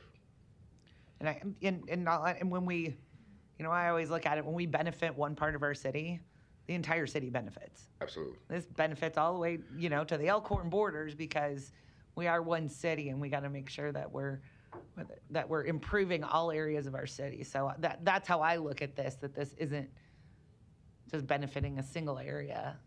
And when you benefit the city and the city's doing well in all areas, it benefits the entire state of Nebraska. Correct. And the projected numbers are around 1,600 jobs that would be moving to this area once in full development. And that was going to be my next question. What kind of development are we looking at, and the types of jobs and number of jobs? So it'll be everything from, there's different plans. This is part of the issue. There's one plan that calls for light industry. Another plan calls for some heavy industry. They're looking at multi-purpose facilities around the city-owned Carter Lake area. You're looking at hotels up and down that area. So we have a whole bunch of different people talking, and now we want to make sure that they're all being coordinated a lot better. And instead of having that burden strictly on the planning department and the city, this could be the go-between to get that done. No, and I think that's exactly what I wanted.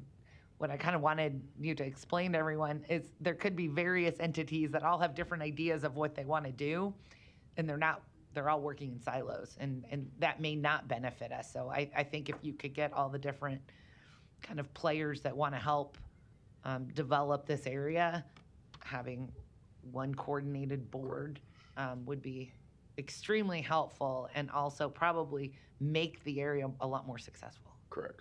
So thank you both for coming down. I appreciate it. I have nothing further. Ms. Johnson, you're recognized. Thank you. Senator Wayne, thank you for bringing this to us to help us create a coordinated effort to secure funds that was designated for North Omaha to uplift the community. I just have one concern. That concern would be that this is still in my district, and I'm not really feeling like I'm having a voice in order to convey what's going on to residents in District 2 on the process. It's sort of like what we just encountered with the Walnut Hill. There's a disconnect. Again, this tool is very exciting,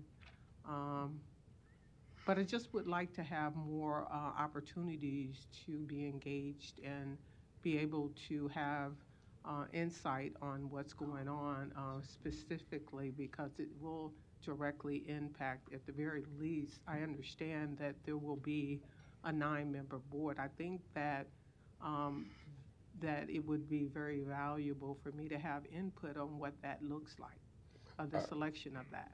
Agreed wholeheartedly. The way it's currently written in statute, the mayor would appoint, the council would approve.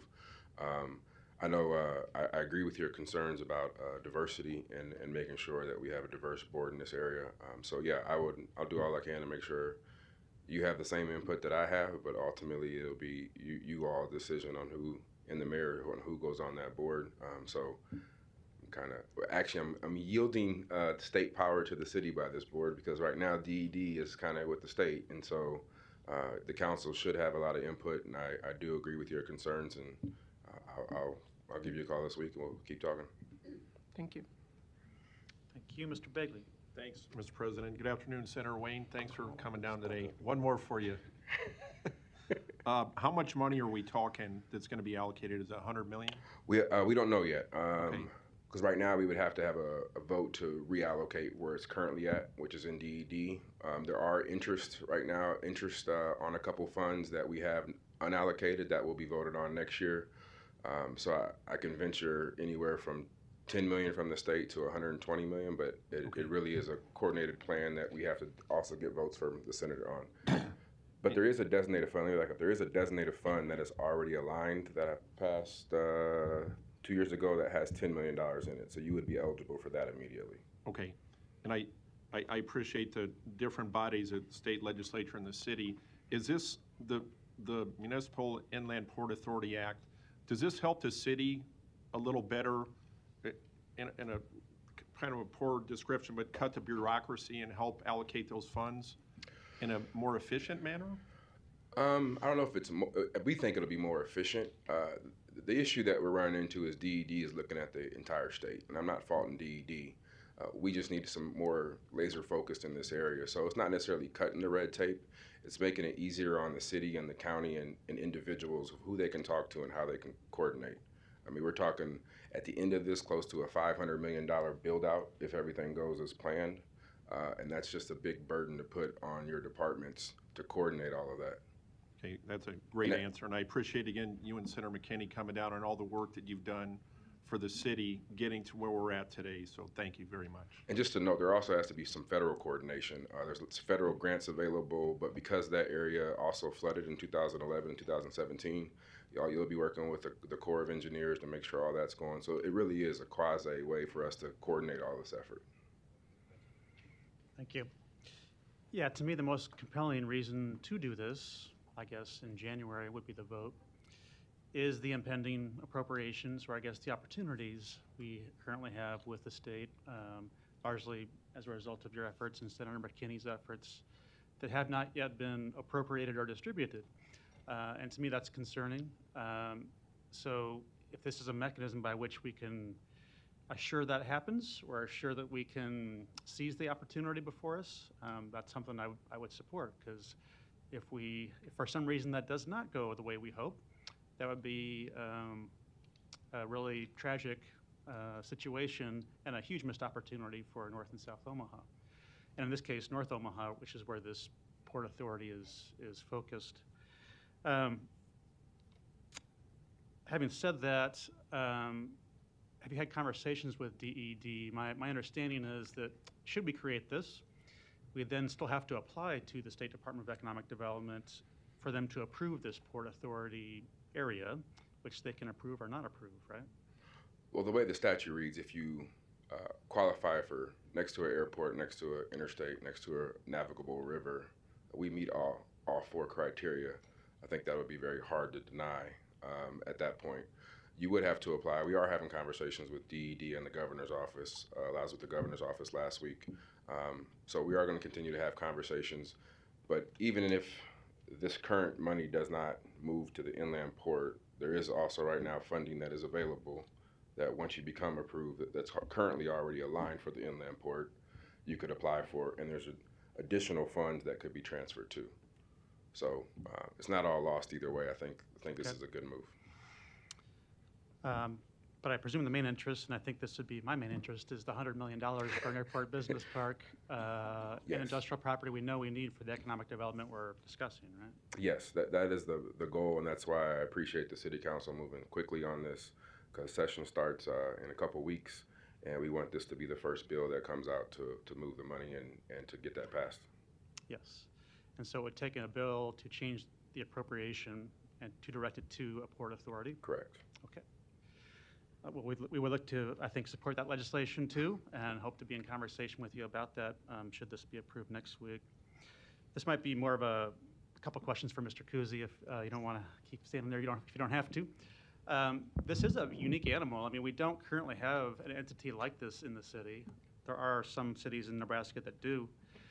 But I just wanted to confirm a few things with you on the record that we've talked about and that you've communicated to council members. Should this be created, it does have I believe it is a 9-member board, and appointed by the mayor and approved by the council as noted. But it does have some special authority. It can acquire and sell property. It can borrow money. It can accept grants and appropriations from state and federal government, which is for sure an interest here. It can also issue and sell revenue bonds. But just a confirmation on a few things that I think are important. It does not have the power of eminent domain. It does not have taxing authority, and it would still be open to all opens meetings laws and the Open Meetings Act, right? Makuzi Law Department, that is correct. What you indicated that they can do, and what they can do is an accurate statement of an Inland Port Authority's abilities. Okay. And how would you foresee it operating? Largely sort of staffed by the city or the city clerk's office, or how would the relationship continue with this new entity with city government itself? Makuzi Law Department, I assume you're referring to like once we get approval and conform it and place members on it. I don't think there's been any conversations about how that would work in terms of how it is staffed and things of that nature. They are able to have a staff, and Inland Port Authority is able to have a staff and pay the staff, and whether that means they're city employees or not city employees, whether it's an employee of the Inland Port Authority, those conversations haven't occurred yet about that. I think the primary focus now is to kind of get the ball started, and as indicated by myself and Ms. Taylor and Senator Wayne and Senator McKinney, it's a unique situation where you have to do the ordinance first before you can apply, which seems a little chicken and the egg type situation. But I think once we have been given permission by the state to have an Inland Port Authority, then it'll be time to start having discussions about how to staff it, because I believe it's 60 days after approval is when the board has to be constituted. And is it considered a creature of the city or a creature of the state at that point, or both? Makuzi Law Department, I would consider it a creature of the city. Mm-hmm. And Jacqueline, I see you're here. Is there a position from the mayor's office on this too?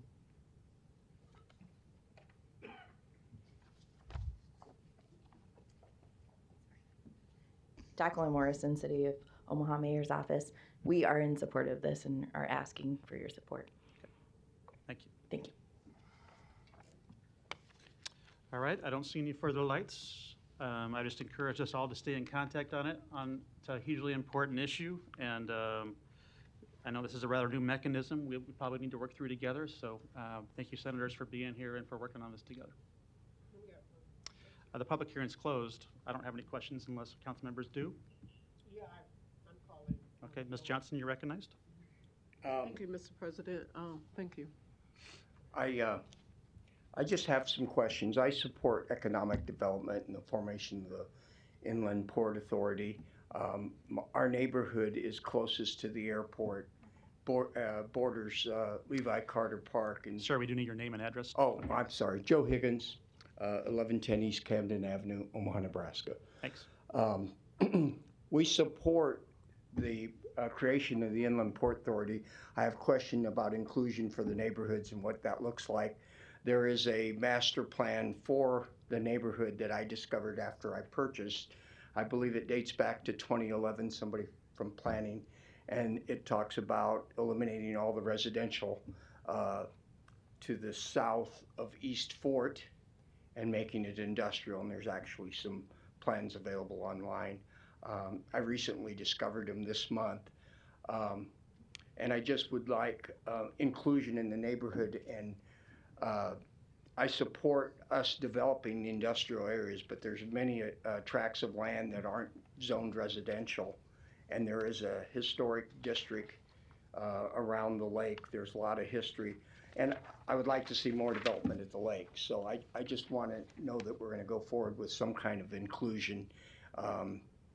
I did, I wasn't aware of, I'm not aware of everything that goes on, unfortunately. I'm not as informed as I should be. So we just want to make note that we want to be part of the process, included in it. We're for the Port Authority. We just want to make sure that there's input, the best for the whole city. Thank you. Thank you. Only if caught up, Larry. I don't see any further lights. I'll call Larry. He opened it up, so I think I'm entitled to speak. If she wishes you to speak. Yes, you can. Larry, you can go ahead. Can you keep it brief, though? I'm sorry? Can you keep it brief? Brief? I'll try. Okay. Here again, inconsistency of the way you treat people.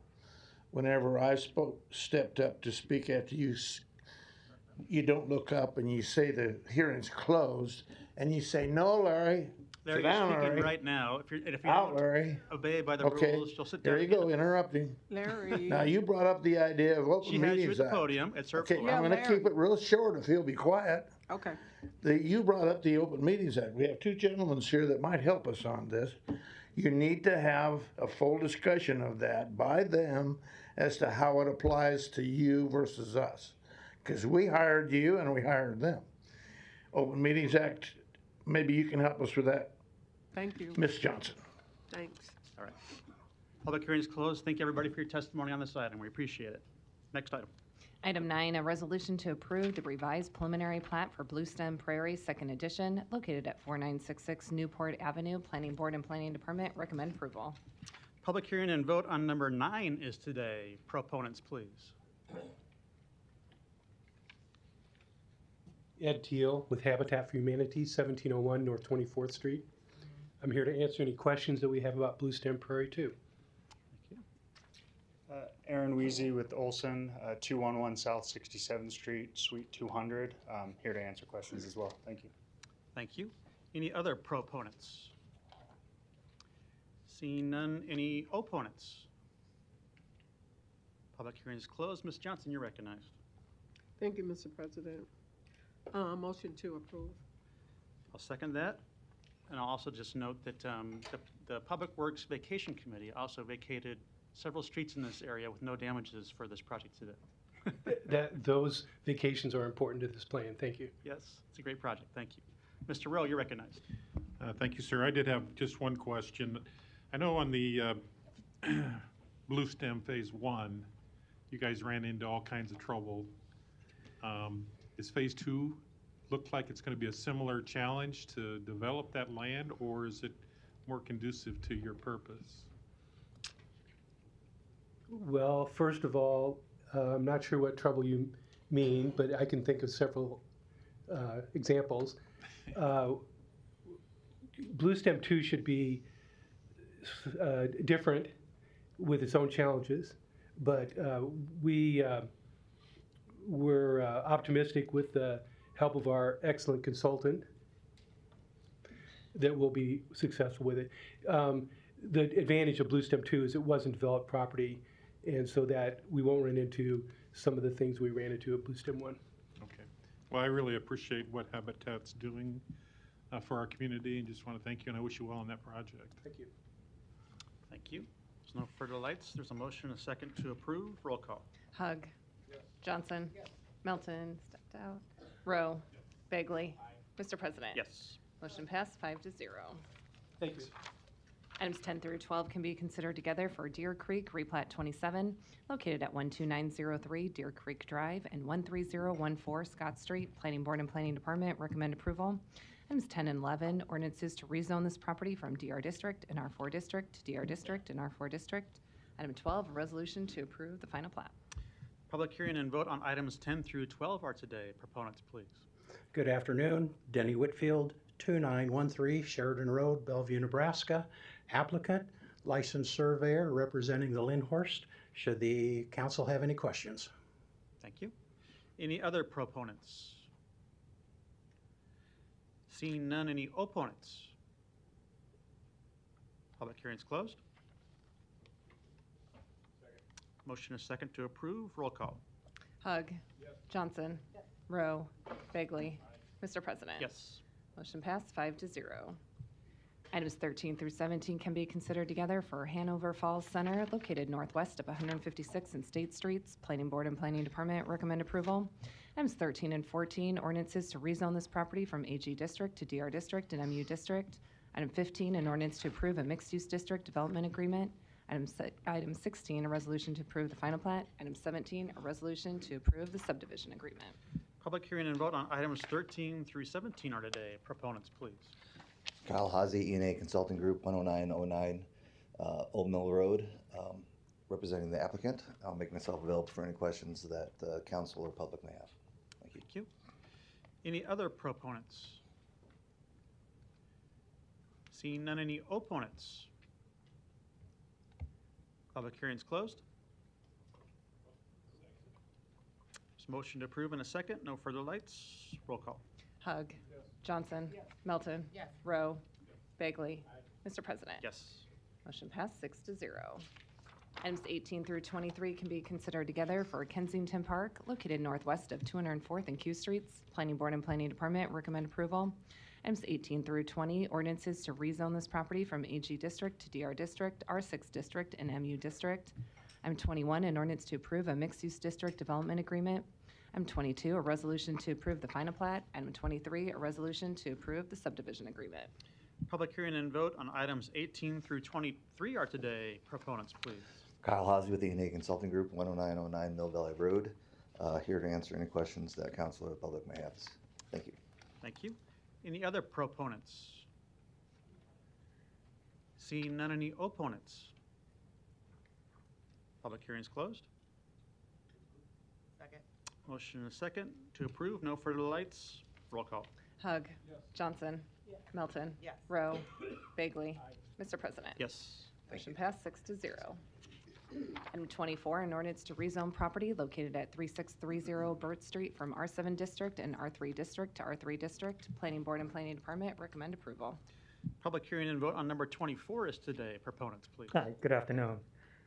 Jerry Johnson. I reside at 3630 Burt Street. What I'm looking to do is to combine the lots, which is now separated from in two different lots, and I wanted to combine it to one. And the primary reason is I want to build a shed, and the land that I want to build it on is on the lot that's behind me. Okay. Thank you. Any other proponents today? Seeing none, any opponents? Public hearing is closed. Mr. Begley, you're recognized. Thanks, Mr. President. I'll make a motion to support this. And Mr. Johnson, thanks for coming. You don't have to come back up, but thanks for coming down today, looking at the plans. You're building a shed on the property. So I talked to a few neighbors who speak very highly of you, and I grew up about a block from there. So thanks for keeping the neighborhood beautiful right to the north of Duchenne. So I'll make a motion to support this. Thanks, Mr. President. There's a motion, a second to approve. Ms. Johnson, is your light on? Second. Okay. There's a motion, a second to approve. Roll call. Hug. Johnson. Melton. Rowe. Bagley. Mr. President. Yes. Motion passed 6-0. Item 25, an ordinance to rezone property located at 1341 at South 21st Street from GI District to R5 District. Planning Board and Planning Department recommend approval. Public hearing and vote on number 25 is today. Proponents, please. Hi, my name is Maria Mayela, and I live on 1341 South 21st Street. We're just wanting to rezone to residential because we obviously live there, and we're planning on adding buildings and like a carport and a porch that we want to fix, so that we need to rezone in order to do that. Okay, thank you. Any other proponents? Any opponents? Public hearing is closed. Mr. Begley. Thanks, Mr. President. Motion to approve. Motion, a second to approve. Roll call. Hug. Johnson. Melton. Rowe. Bagley. Mr. President. Yes. Motion passed 6-0. Item 26, an ordinance to rezone property located at 2054 Poppleton Street from GI District to R4 District. Planning Board and Planning Department recommend approval. Public hearing and vote on number 26 is today. Proponents, please. Hello, my name is Matthew Bates. I live 7210 Blondo Street. We're just trying to rezone it. Marla's Cafe, the owner died and she sold a bunch of property, and this was zoned general industrial. I'm trying to get it rezoned to residential. Okay, thank you. Any other proponents? Seeing none, any opponents? Public hearing is closed. Mr. Begley. Motion approved. Thanks, Mr. President. Second. Motion a second. Roll call. Hug. Johnson. Melton. Rowe. Bagley. Mr. President. Yes. Motion passed 6-0. Item 27, an ordinance to amend the boundaries of the MCC overlay district to incorporate into that district the property located at 13750 West Maple Road. Planning Board and Planning Department recommend approval. Public hearing and vote on number 27 is today. Proponents, please. Mr. Chair, members of the council, Douglas Dreesen, 10836 Old Mill Road, appearing on behalf of the applicant. What we're trying to do is additional development on 138th and Maple. We've got a Burger King with a large parking lot. We think we can add another building to that to improve the area with that. I'm here to answer any questions as well as representatives of the property. Thank you. Any other proponents? Seeing none, any opponents? Public hearing is closed. Move the approval. Motion is second to approve. Roll call. Hug. Johnson. Melton. Rowe. Bagley. Mr. President. Yes. Motion passed 6-0. Item 28, an ordinance to amend the boundaries of the MCC overlay district to incorporate into that district the property located at 6401 and 6403 North 91st Circle. Planning Board and Planning Department recommend approval. Public hearing and vote on number 28 is today. Proponents, please. Douglas Dreesen, 10836 Old Mill Road, appearing on behalf of the applicant. This is a desire to replat the property into two pieces, and as part of that, the zoning needs to be changed to contain an MCC overlay. With that, I'd be happy to answer any questions you may have. Thank you. Thank you. Other proponents? Seeing none, any opponents? Public hearing is closed. Move the approval. Motion a second. Roll call. Hug. Johnson. Melton. Rowe. Bagley. Mr. President. Yes. Motion Thank you passed very 6-0. much. Thanks. Item 29, a resolution to approve a special use permit to allow a daycare to be located in the R435 district, located at 3020 Huntington Avenue. Planning Board and Planning Department recommend approval. Public hearing and vote on number 29 is today. Proponents, please. Good afternoon, everybody. I am Ashley Carlock. I live at 6508 North 33rd Street. I am the owner of Blessed Are They Learning Center, and I'm here in regards to the special use permit. Okay. Thank you. Any other proponents today? Seeing none, any opponents? Public hearing is closed. Second. Motion is second to approve. Roll call. Hug. Johnson. Melton. Rowe. Bagley. Mr. President. Yes. Motion passed 6-0. Consent agenda. Any member of the City Council may cause any item placed on the consent agenda to be removed. Items removed from the consent agenda shall be taken up by the City Council immediately following the consent agenda in the order in which they were removed, unless otherwise provided by the City Council Rules of Order.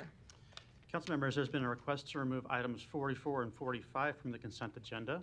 So first we'll start with the public hearings on agenda items numbers 30 through 40. No public hearing. Sorry? Oh. The public hearings on agenda items 30 through 43 and 46 were already held on December 12th. Thanks for that correction. So the items before the council right now are items 30 through 43 and 46. Move to approve items 30 through 43 and 46. There's a motion and a second to approve those items. There's no further lights. Roll call. Hug. Johnson. Melton. Rowe. Bagley. Mr. President. Yes. Motion passed 6-0. Item 44 is an ordinance to amend Section 2-21 of the Omaha Municipal Code pertaining to the salary of city council members. Ms. Milton, your light's on. Yes, and I just want to clarify for the public that, Mr. President, part of your job as the elected president of the Omaha City Council is you are required to, at some point during each term, put on the consideration what the pay for the next city council after the next election will be. It's always been, I think in the past, the president has always put it on kind of the year before the election year. So to make sure that the council is voting prior to really anyone potentially announcing that they're going to be a candidate for the next term, because that puts people in kind of a problematic position. So I appreciate the fact that you are fulfilling your duties that you took on as president, and that you did suggest doing a 3% cost of living increase that is consistent with the 3.1% cost of living increase that's our current COLA. And although this doesn't start until 2027, after the public hearing, it is my opinion, I ask that this be taken off the agenda, because I'm going to vote no unless there is an amendment that we just keep it that we keep our salaries the same as what they are through the year 2030 and remove the 3%. So I wanted to let you know, though, I'm not voting against it, and I don't criticize at all the fact that you put it on here because you're required to. And so that would be my opinion on agenda item number 44. Thank you. Thank you. Mr. Hug. Well, none of us do this job for the money, because if we did it for the money, I don't think there's few of you that would argue they couldn't pay us enough. But I also have heard some feedback from a few of my fellow council members. They have received communication service constituents expressing concerns over how they could authorize a 3% increase. Now, I'm one for visuals, and when I hear dollar amounts, it registers more with me if I see those dollar amounts. So, just in the way of sharing public information, this is our current salary, $41,000, Omaha City Council. This is the current Douglas County Board salary. $59,816. That's about a 30% disparity. Now, I'm not saying this is right or wrong. I'm just saying if you're criticizing the city council for raising the salary 3% in 3 years or 4 years, whatever it is, before you criticize the city council for a 3% increase, you might want to go back and say, why didn't anybody say anything when the county board was raising their salary? That's all I have to say. Thank you. Thank you, Mr. Rowe. Thank you, sir. I would agree with Councilman Hug. I'm going to vote no as well. I heard from a lot of my constituents as well.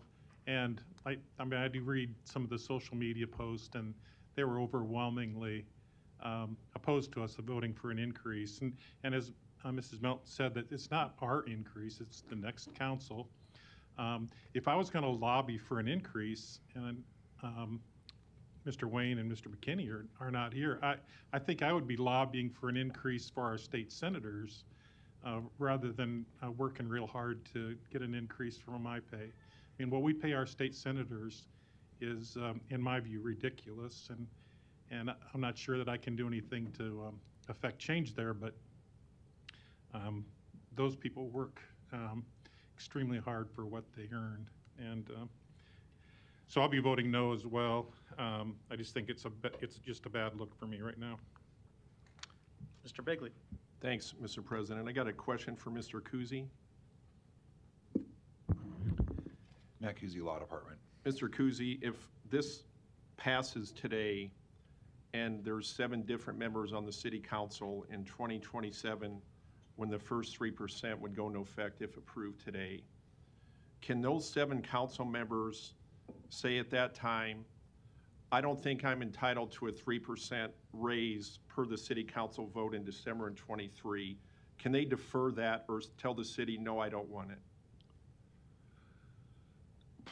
I suppose in theory, they could, but the salary has been set, so that's what they're getting paid. Whoever those 7 people on the council are in 2020, the 27, I think is when it goes, the next one goes into effect, in 2027, then that is their pay. I'm not really sure we have a mechanism within the city for people to decline a raise. I can answer that question if you want, Mr. Begley. Please. Because I have done that before.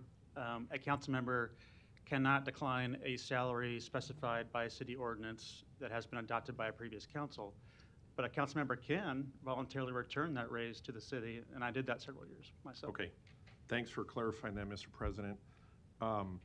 I know Councilmember Melton, I think, correct me if I'm wrong, but you did a request for Chief of Staff that showed the comparable cities to Omaha on what the city council's salary set at. If you would, is that correct? I did. Okay. You know, when this came up, I was curious. I mean, what do other council members in other cities do? So as part of the time that I spent working in the evenings, which I know we all do often, I just went ahead and went on a little research study because I just thought it was good information. I got a little kickback thinking that because I actually took the time to research it, that somehow I was supportive of and I was proposing this. I just think whenever you're voting, whenever the public is involved, information is always good to have. And so I thought the information I looked up for myself, I thought I would share with everyone else. I didn't mean to flush you out to No, ask that's that, so I okay. appreciate your answer. And Councilmember Melton, what she's referring to was a comparable of other cities. I don't know how many was it, 40 maybe. And Omaha's city council salaries are about 25% below that. Is right? Is that what it's Yeah, it was about 26%. And because Mr. Dowding helped me with he actually calculated the cost of living in all of those cities, obviously because that would differ a little bit. Obviously, if the cost of living is much higher, if you're looking at another city, then you got to factor that in. So he factored that in. And it was 26% below. Okay, thanks again for your research, because that was helpful to me to see the overall comparables for what the city council in Omaha makes compared to Milwaukee or Minneapolis or other cities. We all might not be here in 4 years if this passes today and goes into effect. I'm comfortable supporting it for the fact that you got to have Council Member Rowe mention our 2 esteemed state senators that were here. I think their salary is about $11,000. And that, to me, the state senators are vastly underpaid for the work they do that impacts this body and others in the state. I am comfortable supporting this 3%. I think it's a fair amount for those 4 years. Again, we might all be gone by that time, but I think for council members, as was mentioned, the time that is put in, and we don't complain about it, we sign up for it, that's what we do, that's our passion. I think the 3% raises for those years is a fair, even though it's still gonna be way below, as Councilmember Hugg showed, what the county board, I think back in 2016, they raised their salary 34% over a couple years. I think it's gone up 55% since about 2016. This is still way below the county board, and I think this just gives a little bit of an increase for the future council that's going to be below other councils and below the county board. So I think it's a fair amount that I'll be supporting. Thanks, Mr. President. Thank you. I don't see any further lights. Is there a motion? Excuse me? Before you close it? Nope, there was no public hearing. The agenda and opens it up. Motion to approve and a second. No further lights. Roll call. Hugg. Yes. Johnson. That's why you should Melton. No. You should all Rowe. be recalled. Bagley. Mr. President. Yes. Motion passed 4-2. Item 45, an ordinance to amend Section 2-71 of the Omaha Municipal Code pertaining to the salary of the mayor. Ms. Melton, you're recognized.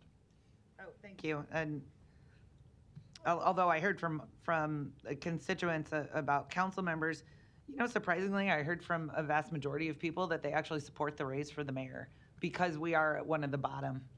We pay our mayor less than the majority of the cities, and it's not just that 26%. We're significantly lower. And this is going to be, we are not voting for a raise for Gene Stothert. I make that clear. We're not voting for a raise for Gene Stothert. We're voting for a raise for whoever wins the next mayoral election. So at this point, as far as I know, I haven't heard anyone announce that they're running for mayor. And so we do not know who's even running for that position. I do think Omaha should be paying their mayor, their CEO of our city. In fact, I think the mayor might be one of the lowest paid people that when she sits around with all her cabinet members and has the meetings, she's paid a lot less than most of the cabinet members. And you know what? Our cabinet members deserve everything they get. They work very hard. But I think that also is, again, a fact. I like to share the facts. Mayor Stothert was able, which is different, was able to reduce her salary by 10% when she was elected in 2013. I actually don't think that the next mayor who's elected in 2025 should be beholden to that voluntary reduction that Mayor Stothert, who had all of the best intentions in doing so, actually affected the pay of the mayor moving forward. By just having a 3% cost of living raise, we just start to tick that difference up. So we're not raising the mayor's salary to match that of the average mayor of the top 50 cities. We're actually just allowing there to be a cost of living increase, different than council members. In fact, I believe all the council members that are sitting here, including Mr. Harding, we all have other jobs, so we do work 2 jobs, and we do work quite a bit. When you become mayor, that is your only job. That is your sole job. You're not working a second job. So that's why my vote on number 45 is going to be a yes, so that at least the 3% per year will at least keep us from getting even more behind the average salary of other mayors in the top 50 cities across the state, across the nation. Thank you. No, we did not, Larry. This is not public hearing. There are no further lights. There are no further lights. Mr. Bailey, you're recognized. Thank you, sir. Recall all 7. I agree that with Councilmember Melton on the 3% for the mayor's item number 45 here. And I wasn't familiar with when the mayor deferred that 10% a number of years ago, but I think the 3% for 27 through 30 for the mayor, for the same reason I mentioned for the council, you don't want to get that salary so far behind that a council in the future is going to have to address that and play catch up. So I think it's a fair percent across the board for those 4 years for whoever the future mayor is in that seat at that time here. Thanks, Mr. President. Thank you. There's no further lights. Is there a motion? Second. There's a motion and a second. Roll call. Hug. Johnson. Melton. Rowe. Bagley. Mr. President. Yes. Motion passed 6-0.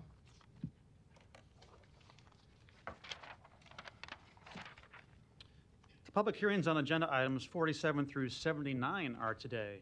If you wish to address the City Council regarding these items, please come to the microphone, indicate the agenda item number you wish to address, identify yourself by name, address, and who you represent, and if you are a proponent or an opponent. Items 47 through 79.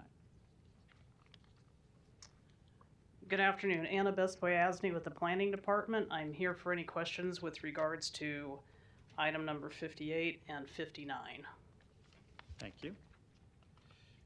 Any other testifiers on these items?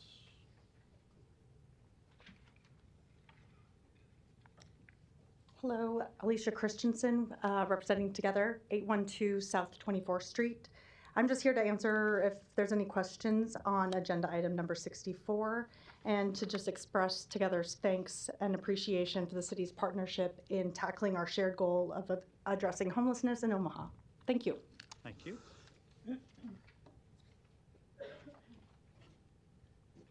Justin Tyree, 4173 Cass Street, representing Omaha 100 for item number 62. Just here to answer any questions the council might have.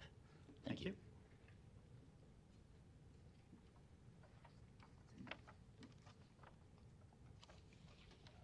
Rex Yunkin here, representing Stevens Center at 2723 Q Street.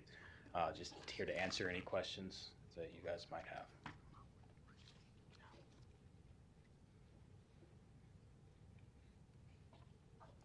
Linda Toomey, representing Sienna Francis House, 1401 North 18th Street, regarding item 61.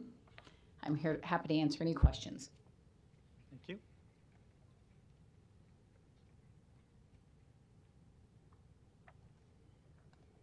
Aban Law, 2610 Franklin Street, representing New Life Family Alliance. I'm here to answer question on item number 63. Thank you.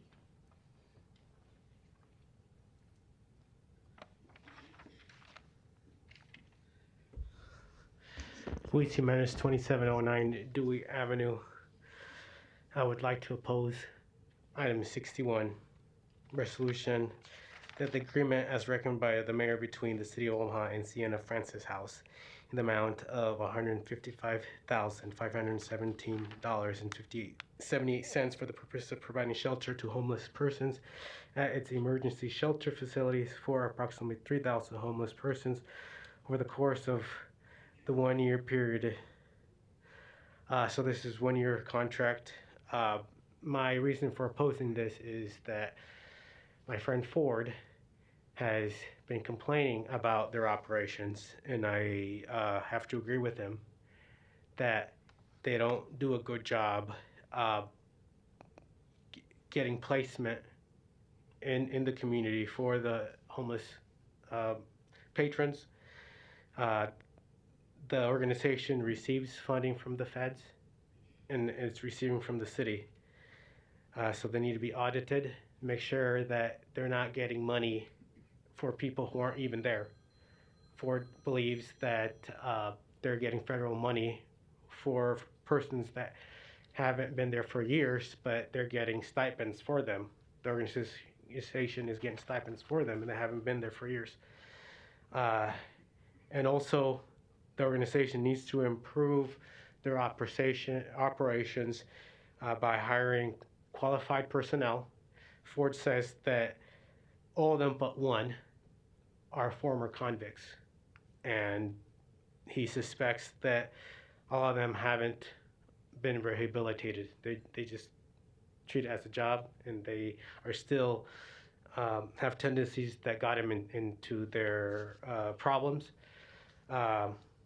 And that's the gist of his complaints. Okay. So just audit them as well. Okay, thank you. Any other testifiers on these items? Seeing none, Mr. Begley, you're recognized. Public hearing is closed, and Mr. Begley is recognized. Thank you, Mr. President. I won't go through all these items, but I think it is important to really look at, and I'm glad to support the recommendations of the mayor on several of these, and all of them, frankly.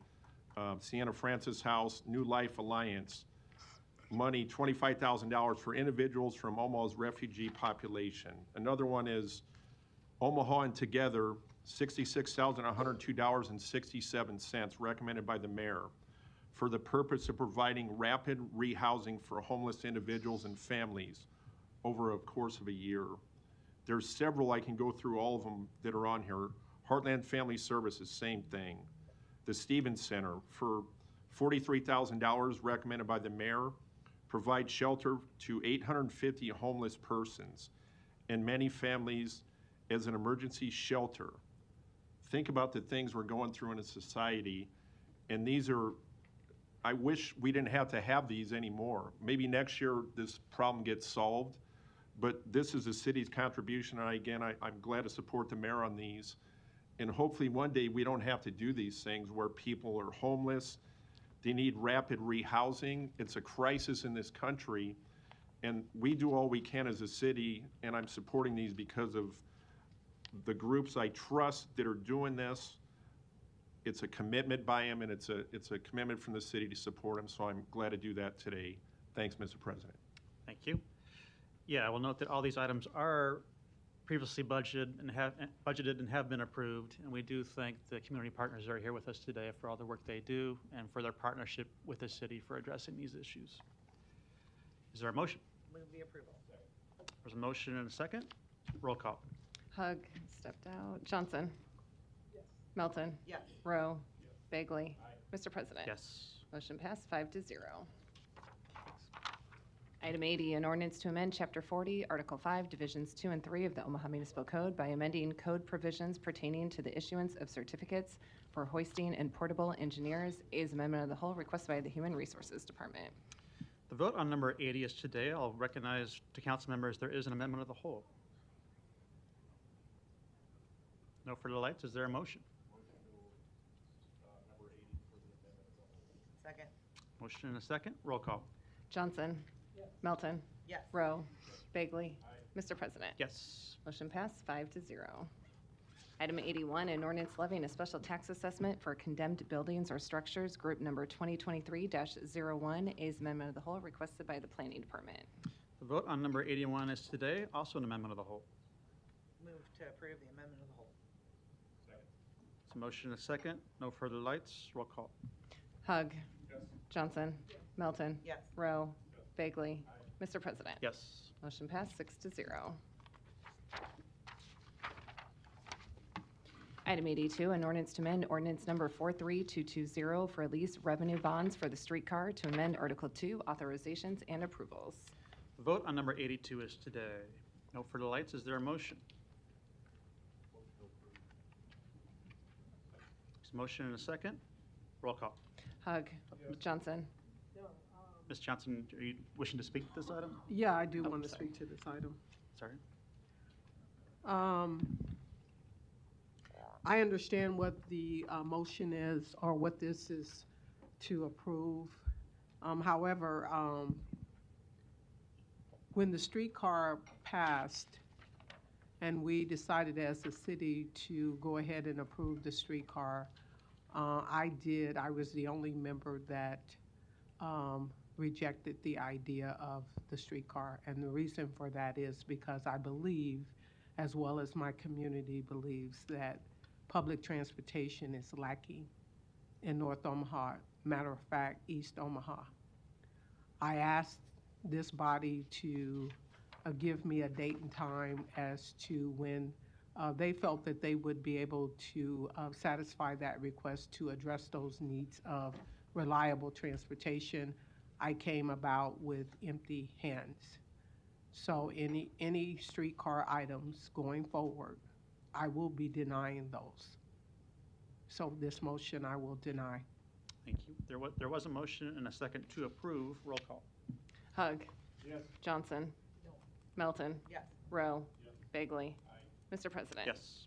Motion passed 5-1. Item 83, an ordinance authorizing and approving the establishment of a master lease purchase agreement for a streetcar is communication in opposition. The vote on number 83 is today. No further lights. Is there a motion? There's a motion and a second. Roll call. Hug. Johnson. Melton. Yes. Rowe. Bagley. Mr. President. Yes. Motion passed 5-1. Items 84 and 85 can be considered together regarding the Spencer Homes East demolition. Item 84, a resolution to approve the payment agreement for demolition services for the Omaha Housing Authority in the amount of $305,000. Item 85, a resolution to approve the contract with Cox Contracting Company. The public hearing and vote on items 84 and 85 are today. Proponents, please. Good afternoon, Kelly Johnston Dorsey with the Omaha Planning Department. To offer a little bit of background on both items 84 and 85, we originally had budgeted $995,000 for the demolition of the MLK Center, Spencer West, and Spencer East. When we got our bids back, it was far over budget. We were only able at that time, with the budget we had, to move forward with the demolition of Spencer West. Once we received that information, Omaha Housing Authority immediately started applying for grants to raise funds for the demolition of Spencer East.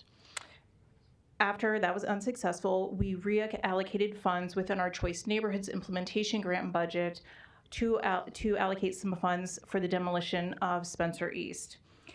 Once we had amended that budget, we put the project out for bid. worked on a payment agreement, which is item 84 with the Omaha Housing Authority. And as soon as this is approved and we received signed contracts back from the mayor's office, we're ready to issue notice to proceed as soon as we receive those signed contracts back.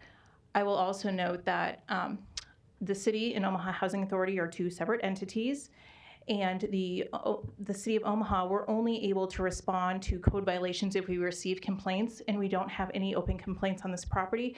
We haven't received one in several months. So those are the complaints that officially the city of Omaha code inspectors have receiving, and we don't have any of those at this point. So I'll turn it over now. I'll be available to answer any questions you may have. Thank you. Other proponents? Good afternoon. Please forgive the mask. I'm fighting through a cold. Joni Poor, Omaha Housing Authority, 1823 Harney Street. We are absolutely here in support of approval of this contract. We definitely want to move ahead with the demolition of Spencer East. As Kelly indicated, it was always a part of the plan to fully demolish all of the Spencer housing homes, as well as the former MLK office building. And when we received the bids back, excuse me, we received the bids back from the contractors, and when it came time to actually complete this work, those bids were significantly higher. This, if you recall, if you think back about 18 months ago, that was definitely really during peak inflation time as well. So we saw significant inflationary price increases, and then there's also lead and asbestos abatement that's needed to take place in these buildings, and that increased the cost as well. We are also frustrated at the condition of the property. When we became aware of the dumping that has been taking place, I immediately followed up with the individuals that were responsible for going down to that property and making sure regularly, on a daily, if not, more often if we receive more complaints, basis, to make sure that that property is taken care of, and that wasn't happening. That person no longer works for our organization. It's important that we take care of the property and that we have responsibility in place to do so, that there's accountability on our organization, and to make sure that the dumping is not taking place. The property has been cleaned up. There were manhole covers that were missing. It really didn't make a lot of sense to try to replace manhole covers that will be stolen again and used for scrap like the current ones were. We were able to locate heavy-duty plastic manhole covers, which arrived today. We were able to expedite shipping, and so those were arrived today and installed today. So we're working to address those issues as well. If there's any additional questions, I'm happy to answer those. I will mention, too, I believe it's been communicated, but we are working closely with the police department as well, addressing issues that are there. We have worked with the police department throughout demolition on Spencer West and then also on Spencer East. I've not received any follow-up on any concerns that the police department have. Obviously, it's extensive, the vandalism that's happened at the property, but there hasn't been significant involvement in the community contacting the police department yet. We're certainly encouraging the community to do so if they see anyone on the property. Thank you. Other proponents?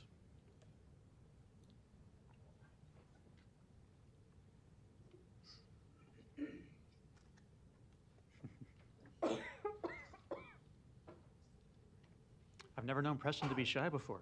Quite the gentleman. Not leader. Quite the gentleman. Good afternoon, everyone. My name is Celeste Butler. Address is 3504 Fowler Avenue. I'm a lifetime resident of North Omaha and a proud community and a proud people. I'm here today because I'm very disappointed at the progress and what has not happened with the Spencer projects, East Side.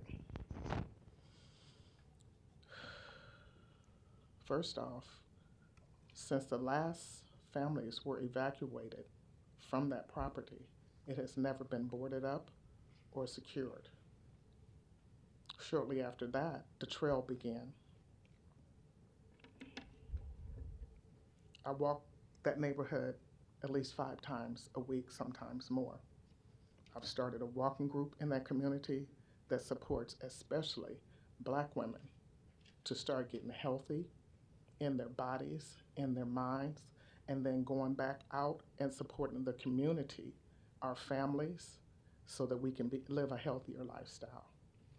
Because of the devastation along that trail, it is very and extremely difficult to do walking.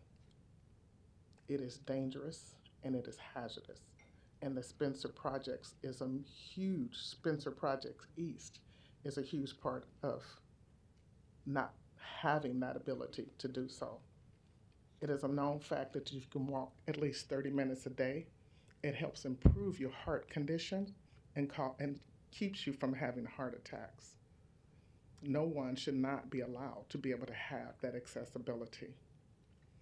I'm looking at school children standing on the bus stops in that neighborhood as well as 2 blocks away, 6 o'clock in the morning. But yet this building is still, to this day, wide open and not boarded up. Back in May 8th, approximately 9 o'clock in the morning, when I walked through there, the first section of the fence that had been put up was totally missing. That went on until late the summer when the rest of the fence came down. But during that process, when the fence was up and I walked through there, whether by myself or with my walking group, you can see people moving around. You can see men coming in and out. Totally devastating. My neck would have to be on full swivel every time I go past there. Not only on the east side of the Spencer Projects, on the Bristol Street side, right across from the brand new development that everybody's so excited about, there's a total devastation and desecration of the home in which I grew up in that has now become an encampment for people and humans without homes. That property where that encampment is literally where I grew up at. On that property, my parents had, and this was after they pruned back, 15 peach trees, a grapevine, apple tree, a Victorian-style house with 4 bedrooms, a garage with the carriage house living quarters above it. All that was taken by 75 North Freeway. And guess what? It never had to be taken. We also owned a 5-bedroom house directly across the street from there, which did not have to be taken. All of that property has been sitting, even to now, undeveloped, and nothing, and my family could still own that property. So what I'm here to say today is, and I want to give a special thanks to Sparks that have worked diligently with me. I have emails starting back in 2022, July 15th, and this was when the trail was still under development, and I'm walking part of that area, and I was almost accosted by this individual in the car, and if anybody wants a copy of this email, I will make sure you get a copy of it, but I kind of wrote some notes on this, so you don't want this one.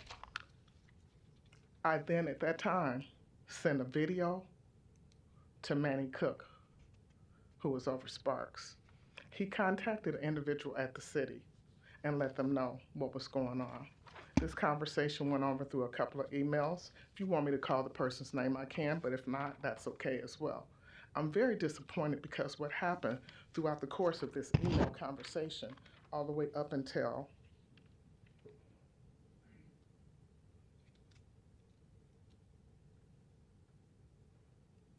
July 22nd, 2022, 9:46 a.m. The individual from the city was supposed to go on a walk with us so I can point out some of these things that's happening along the trail, the dead spots and the danger zone. I'm very disappointed and actually angry right now because as my mind goes back and the condition that I was left in as a woman, no one should be able to have to go through that. And I was here before, back a few months ago, about some of the same devastations about the vacant buildings in North Omaha, and that one was the property of OEDC. And we all know what happened to that one. But this one on August 25th, Let me get these glasses on.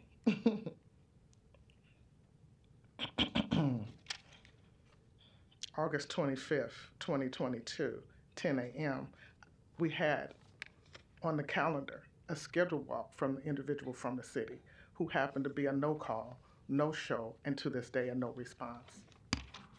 So you tell me, if this was your mother, your daughter, your sister, your favorite auntie, your grandchild,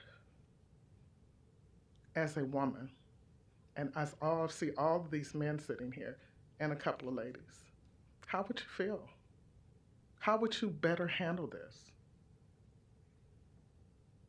I want protection and I want safety on that trail. There's another walking group that I walk with, and they invited me out to a trail that's between Cunningham and Sorensen. And I noticed cameras out there on that walk. They had a level of security. This trail came after the Big Bang downtown, and there's cameras all over downtown. But somewhere stuck between the middle of North Omaha, there's absolutely no security, no protection, no safety, no cameras. So is that really how you feel about me? Is that really how you feel about the women in North Omaha?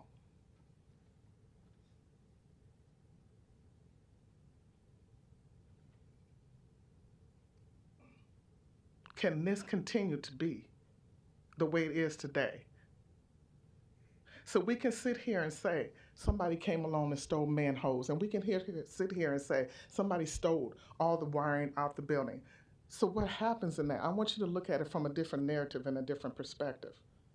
If they demolish that building single-handedly, scrapping and outsourcing that material, what's left to do but to tear it down? Because the major part of what has to be hauled off has already been taken. So that's by the pound. If you're paying by the pound or paying by the load, that's extra garbage that you don't even have, you didn't want because you didn't board it up. You didn't have any kind of security around it. So I'm asking today for my safety, my security, and for my health and wellness, both mentally and physically, as well as all the women who walk with me, that we have a layer of safety built around us, and we have people in this community that is concerned and will do the right thing.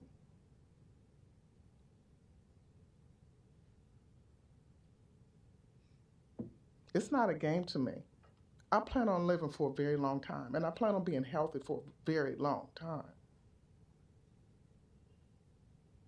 But as we know, when we're under certain levels of stress, our cortisol goes up. Depression happens.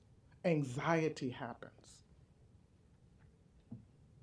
So North Omaha, we already know, is a food desert where we can't even get a decent meal. Everything is fast food and just garbage. Couple that with no type of exercise, and you're not just talking about me, now it rolls down to our babies. I wouldn't dare ask our babies to go out there and walk, but yet they're doing it every morning just trying to get to school safe in a building that they don't have the common decency or the respect to even board up. And even if you boarded it up, we already know they need places to live. So they're going to snatch it right back down and go right back in. So the only alternative is to knock it down in the ground immediately. And I like to say that you have the heart to do that.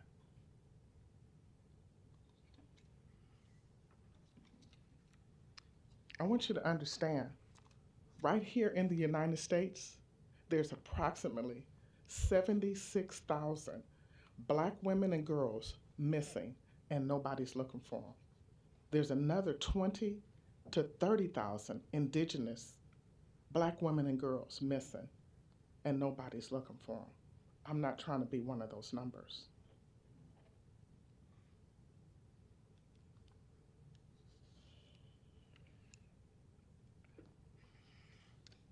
Celeste, I'm going to have you summarize. We have some other testifiers, I think. I appreciate it, but you guys took 2 hours this morning. Okay? I Yep. appreciate everything you're Understand. saying, but y'all took 2 And we're hours, anxious and to I address just this have a issue few too. minutes here. And this is important to say, Mr. Festerson. Thank you. If we can't get the police department to monitor that area or get some type of entity, there's the Black Agenda Alliance. They have a security team, and they're well known throughout the city. I'm sure they'll be more than happy to help monitor that with pay.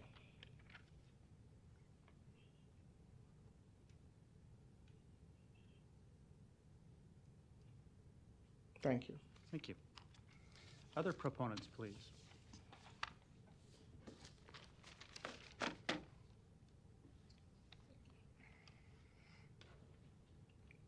Let's turn this on. Sherman Wells, 4718 Kansas Avenue. I'm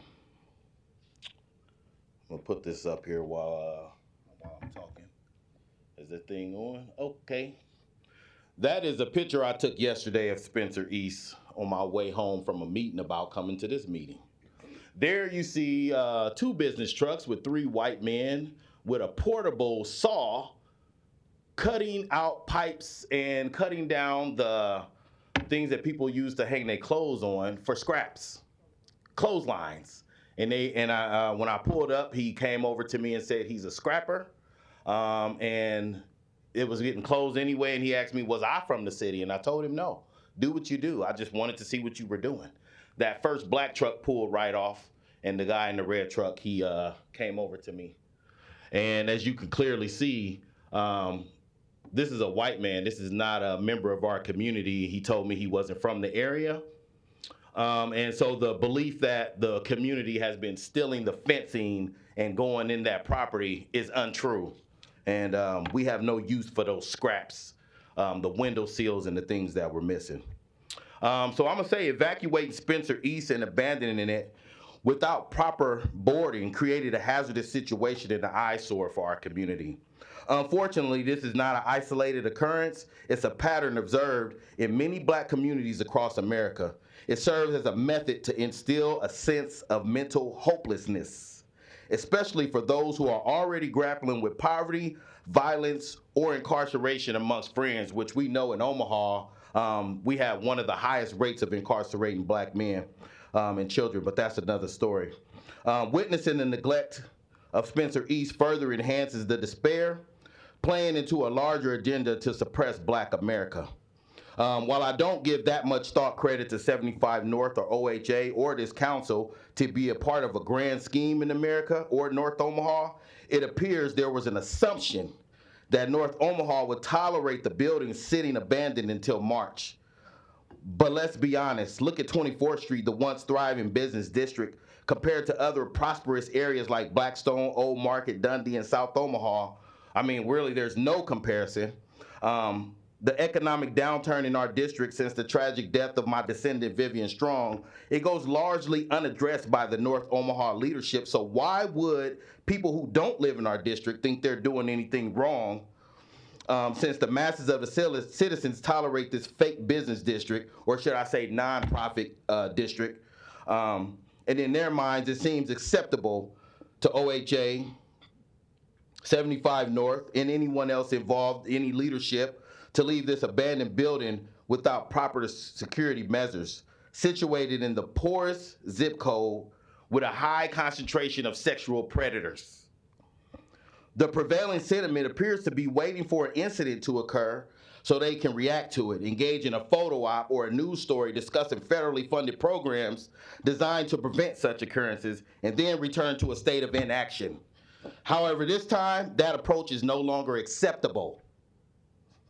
If addressing this council and other officials become necessary to shed the light on the mistreatment, the microaggressions, and the systematic racist oppression faced by the citizens of North Omaha, I am prepared to do so. Disrespectfully, because respect is earned and is not freely given. Thank you. Other proponents?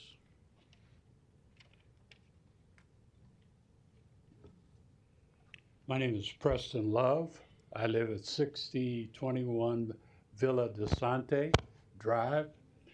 I came here at 2 o'clock to give just a moment. Someone had left their phone up here. To just briefly testify in favor of the demolition. My issue was simply that it needed to be done right away. I surely am here to say that, but after listening to the last two testimonies, I feel compelled to do a couple things. Number one, I surely agree with the analysis, and I really have great respect for the work and the data points that were mentioned, the reality of it all, not just the theory of it all, that there are people walking on the trail, there are people inside those facilities, and there's all kind of shenanigans going on. So I came to testify about timing, but I surely want you to understand that I surely affirm both testimonies. I have uniquely lived and worked throughout this country, and for longer years than anybody in the room, maybe. But I would say to you that the story of disrespect and the idea that someone mentioned about that poor and poverty communities would tolerate whatever is not unique to North Omaha. It is a phenomenon for all African American communities throughout this nation. And so what brings the ire up of African Americans is that, oh my goodness, here we are going through this again. Someone mentioned 24th Street.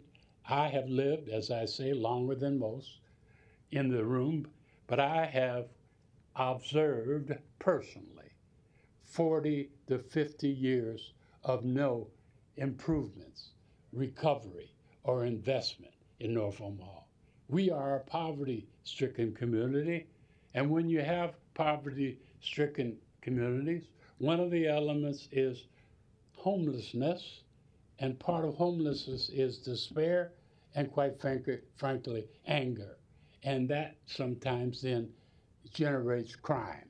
And so if you're going to do a demolition, and whether you plan for it or not, if you're going to leave a part of it undone, then you don't understand the realities of poverty.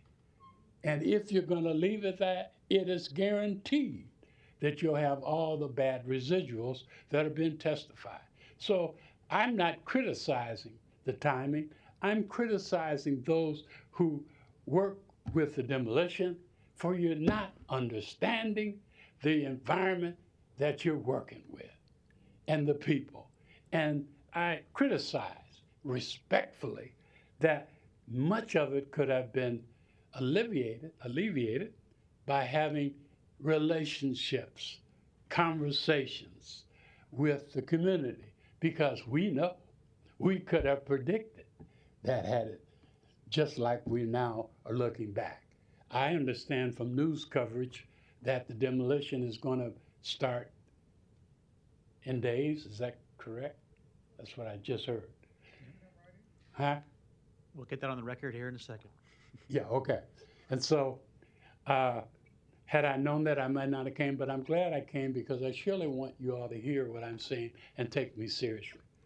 The way to mitigate these kinds of problems, this one and those to come, is to have a closer respect and relationship with the community, to sit down and say, here's what we got before us, and the community will tell you the truth about what probably would happen, and then solutions could have been done before the fact. I sit down and ask that the council consider establishing, I don't know how you do it technically, but there needs to be something between the city, OHA, and whatever other parties, and the community, and let's sit down Spark is one of the groups from the community, but let's sit down and talk about where do we go from here? What kinds of things could we do to make it safer? That's just one issue. What kinds of things can we do to mitigate future developments? What kinds of things can we put in place? I think I would highly recommend whatever way that the council makes things like that happen, that you consider doing it, because in spite of our wonderful testimonies, the beat goes on. And so let's talk about what we do starting tomorrow and going forward. I appreciate your time. Thank you.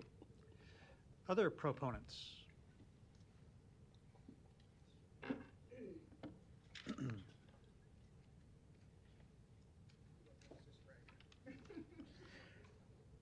Good afternoon again. Bui Ray Tut and 5003 California Street. Also, I would like to full-heartedly agree with Ms. Butler, Mr. Love, and I'm sorry, brother, Mr. Bass? Mr. Wells, I'm sorry, and Mr. Wells. As the CEO of Spark, but also as a user of the trail, me and my 2-year-old son have been using that trail now, what was it, for a few weeks since, or for a few months since I've been appointed CEO of Spark. And I've had the pleasure to walk along with Ms. Butler and kind of get a view of what's been going on with Spencer Homes.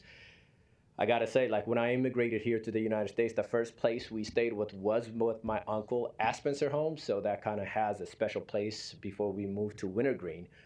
Seeing that in a dilapidated state is kind of heartbreaking, but at the same time, with the demolition and everything, and Mr. Love kind of alluded to this, once the demolition takes place, I think it's important to talk about what's next with that location, with Spencer East, and how the community is going to be involved in how drafting what that looks like, and what solution or what kind of plans is going to come out of that. So I'd just like to challenge every entity involved to kind of give that a strong consideration. It's one thing to have demolition done, but to really consider about what's next, I think it's an important and critical component. We rate it. Thank you. Thank you. Next proponent. Any other proponents today? Seeing none, any opponents? Public hearing is closed. Ms. Melton, you're recognized. Oh, thank you. And it started, I think all of the testifiers, but it started with Ms. Butler, made comments about when this will begin. Who can testify as to, I think I heard earlier today, not at this hearing, that they intend work to begin tomorrow? We are prepared to issue a notice to proceed once we receive the signed contracts. So the mayor's office needs to sign those contracts. Once we receive those, we're prepared to issue a notice to proceed. We actually already have it all typed up. We've been in communication with the contractor. They know that it could be as early as tomorrow. We hope it is, but once we receive those signed contracts, we can issue notice to proceed and they're ready to start work. The first thing that they'll do is fence off the property. Okay, so the mayor could sign it tomorrow and then that would... I don't know if the mayor can sign it tomorrow, but once we do receive the signed contract, we're ready to go. And so is the contractor. Well, I would encourage, I think they've been waiting a long time, so as soon as we can get this signed, the better. Now even though they're gonna start, what precautions are they gonna take for purposes of safety? Because now you've got demolition going on, so there could be even different safety issues. So what will be the process and what are they planning to do to secure the area? So they're gonna put in a 6-foot permanent fence, first thing, so it'll be in the ground. We've had problems previously with Spencer West of people driving through barriers, driving through fencing. The fence is gonna be in the ground. In the contract, it stated that the contractor is responsible for securing the site. So any additional measures, we make recommendations in the contract. The contractor is responsible. The first thing they'll do is put up a fence.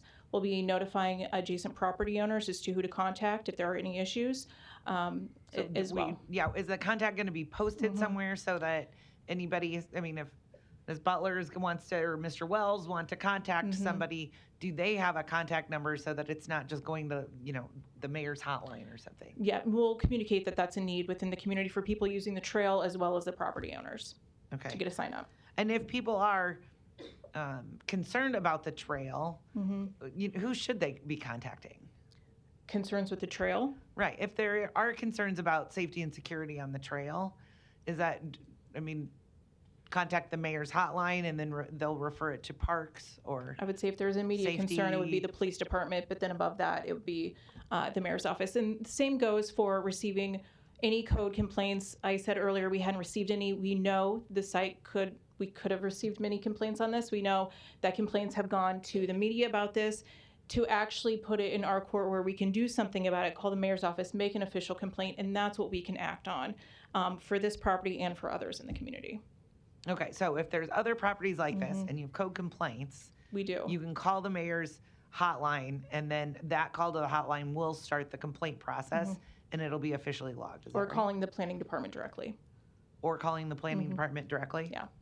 Okay, because I just think that would be important information so that everybody knows who to contact in order to make those complaints, because I'm sure there's probably other properties that may have some code violations that are dangerous, and so we want to partner with the community to make sure those are actually getting reported. So And it's not that we don't want to, it's that as part of a federal lawsuit, we cannot proactively go out and issue code violations.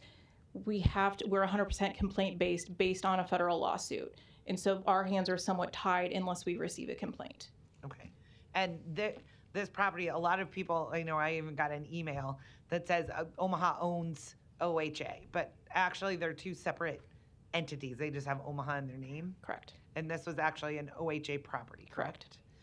I think Mr. Love made a good point because there is kind of such a tie, especially like this. We have grant funding where the city is maybe managing the grant. It seems that we work with OHA a lot. It might be beneficial, I think, to follow that suggestion of maybe having a little bit more of a coordinated effort. So if there's something that we can do, if OHA is having problems with the property, that maybe we can figure out how we can coordinate for the safety of not only potentially the people that live on the property or the people that live around the property, depending on what the issue is. So I do think that would be a great kind of community group to have, and maybe somebody here today would volunteer to be on it. So I think that would be wonderful. So great suggestions. I like it when we maybe can have these public hearings. I can't imagine anyone on this council is going to vote no on this item, so I think it'll be unanimously approved. But what can also come out of this is maybe some suggestions on moving forward, how we can make things better. So thank you. Thanks. Thank you, Ms. Johnson.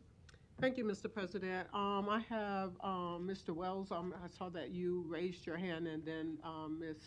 Celeste, if you would next come up to the mic to voice your concerns. Well, because she said that there's been no public complaints. Well, the person that Miss Butler was saying that she complained to and no showed on us when we did ask someone from the city was Keith Station. And so he not only did he never reply, he never showed up after Spark reached out to him. So it's not the point of there's no, complaints on record. It just nobody was taking it serious. And to be honest, if you demoed the west side, the development shouldn't have started on either side until both sides was demolished. And so I think that's just a poor excuse to say why nobody did nothing about it. Surprised her nose didn't grow through that mask.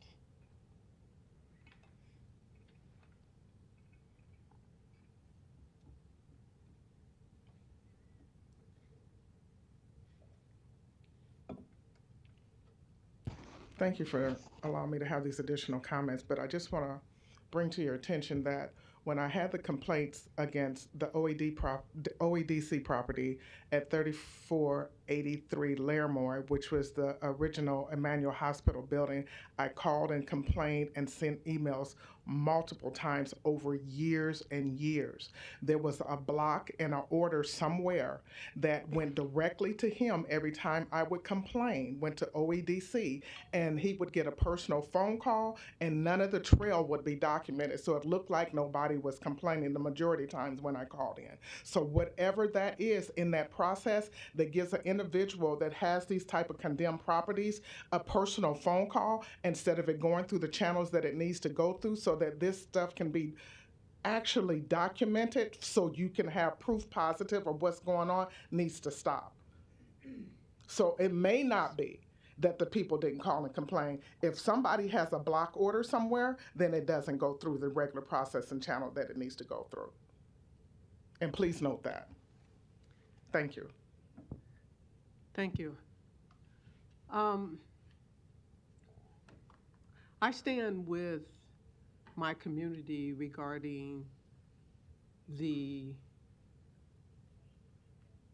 total disregard to property that is abandoned and then leaving an opportunity for homeless to come in, an opportunity for individuals in that community to become harmed, injured, perhaps even a casualty such as a loss of a life. Mr. Wells mentioned that, and Mr. Preston Love mentioned that this is something that has happened for 30 plus years in North Omaha.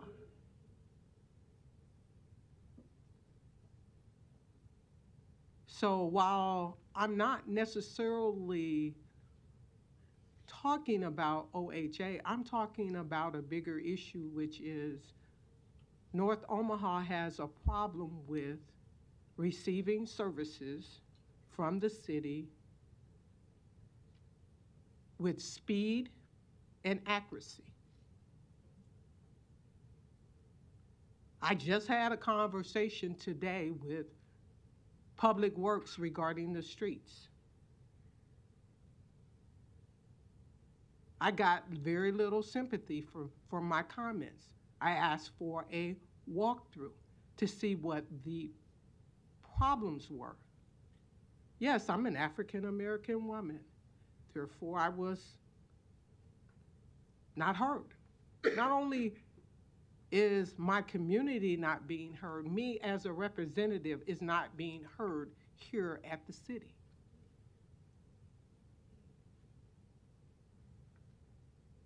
Can you imagine a director of the city choosing not to go out on a walkthrough to see where potholes are in the city of Omaha when a city council person says there's a problem?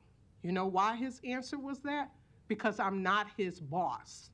I hear that quite regularly.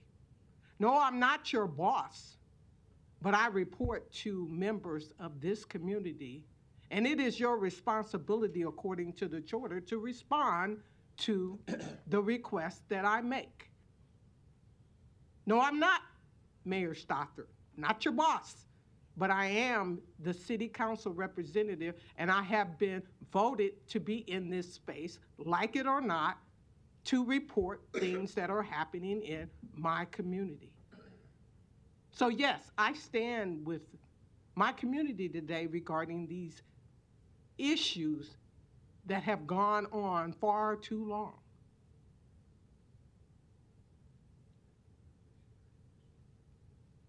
Now on the good side, because I am who I am, I got ahead of this. I had a conversation with OHA. We have a plan to address some things regarding OHA property. We are looking forward to addressing things going forward in our community. Ms. Poore, if you would come up and share with this, with everyone, our discussion yesterday regarding making plans about dealing with things in the future in Omaha, more importantly, North Omaha. Sure.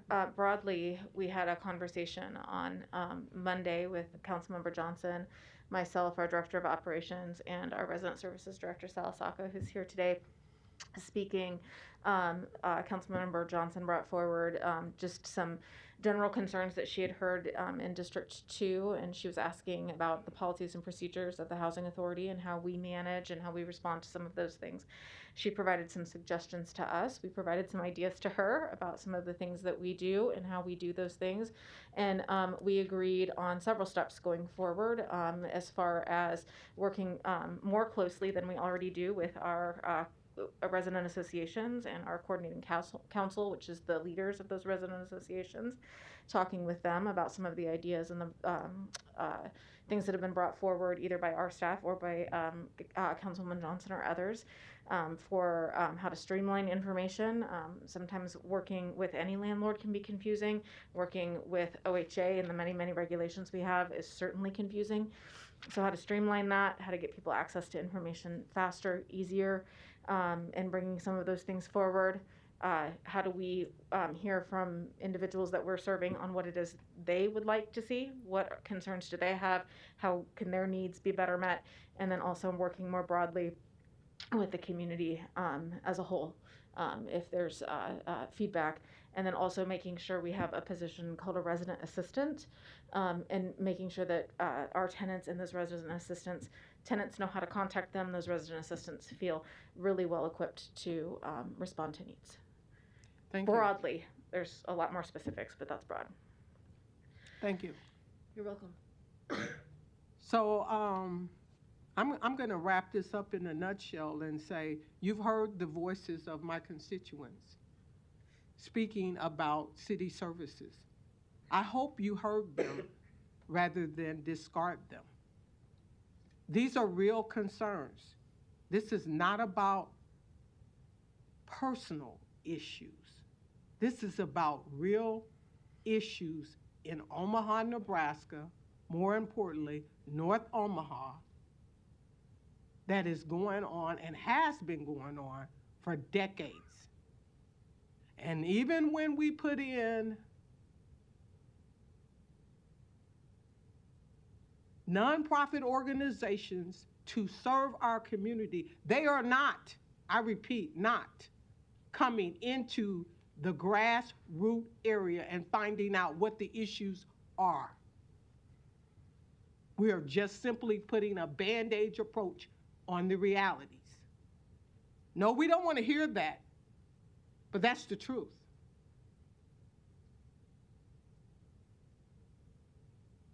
Thank you. Would you like to move items 84 and 85, Ms. Johnson? I have one more constituent that would like to come up to the mic. Celeste. This is just something that just dropped in my memory from the incident that happened last year when the police were dropping bombs in that same Spencer project development. So before you start the demolition and everything, the house on the far end of that unit, towards the fence part where it fences off the house in the Bristol Street side, there's a young woman in that development, and she has an autistic child. I need y'all to seriously talk to her, consider her, put her and her child up in housing, do whatever you need to do to protect her as well as that child. Because when they came before, and the police department, all of them dropped those experimental bombs and was imploding in Spencer project, they didn't consider any of that, as well as the elderly neighbors that was affected by all of that fallout as well. But please protect that child with autism. That mom suffered dearly for weeks and months just to try to get that child back in order. And ask me how I know that. Because my boots is on the ground at least 5 to 6 days a week in my own community walking. And I know my neighbors for blocks and blocks and blocks and blocks. I know my community and I know my neighbors. And that's something that you're not privy to. But do not disrupt that baby like that ever again. So now you got a demolition that's getting ready to happen. But if you're not talking to us, then you don't know how to protect them. So please, go knock on her door. If you need me to go with you, I'll go with you. But don't terrorize that child like that again.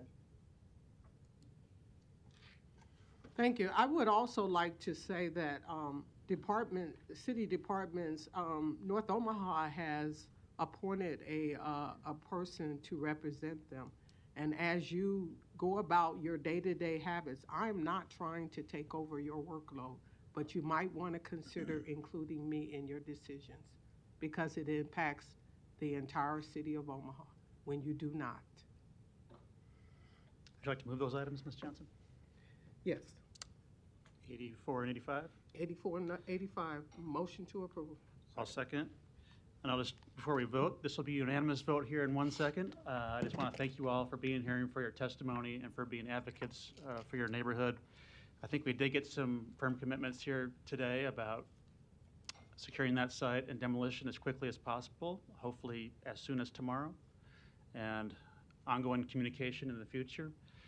I will just let you know that I'll be acting mayor for the next several days. It'll be my duty to sign all these documents we're approving here today. And when this one's ready, I don't care if it's midnight or anytime tomorrow morning, let me know and I'll sign it right away. All right. Thank you. Roll call. Hug. Yes. Johnson. Yes. Melton. Yes. Rowe. Bagley. Aye. Mr. President. Yes. Motion passed 6-0. Thanks, everybody. Item 86, a resolution to approve the appointment of Adam Van Osdell to the Public Art Commission. Public hearing and vote on number 86 is today. Proponents, please. Yes. Adam Van Osdell, 2734 North 45th Avenue, 68104. Here for any questions. Thank you. Thank you. Any other proponents on 86? Any opponents? Public hearing is closed. Move the approval. Roll call. Hug. Yes. Johnson. Melton. Yes. Rowe. Bagley. Mr. President. Yes. Motion passed 5-1. Item 87, a resolution to approve the reappointment of James Farho to the Blackstone BID. Public hearing and vote on number 87 is today. Proponents? Seeing none. Any opponents? Public hearing is closed. Ms. Johnson, is your light on? Yes. Yep. I will be voting no on this, just so that we have this on the record. I continuously talk about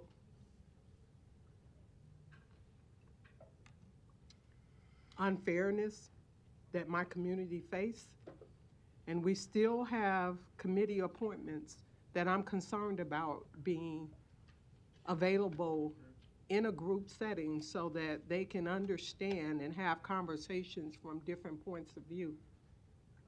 As long as we continue to have these types of appointments, no one shows up to introduce themselves, no one shows up to allow questions to be asked, my answer will be no.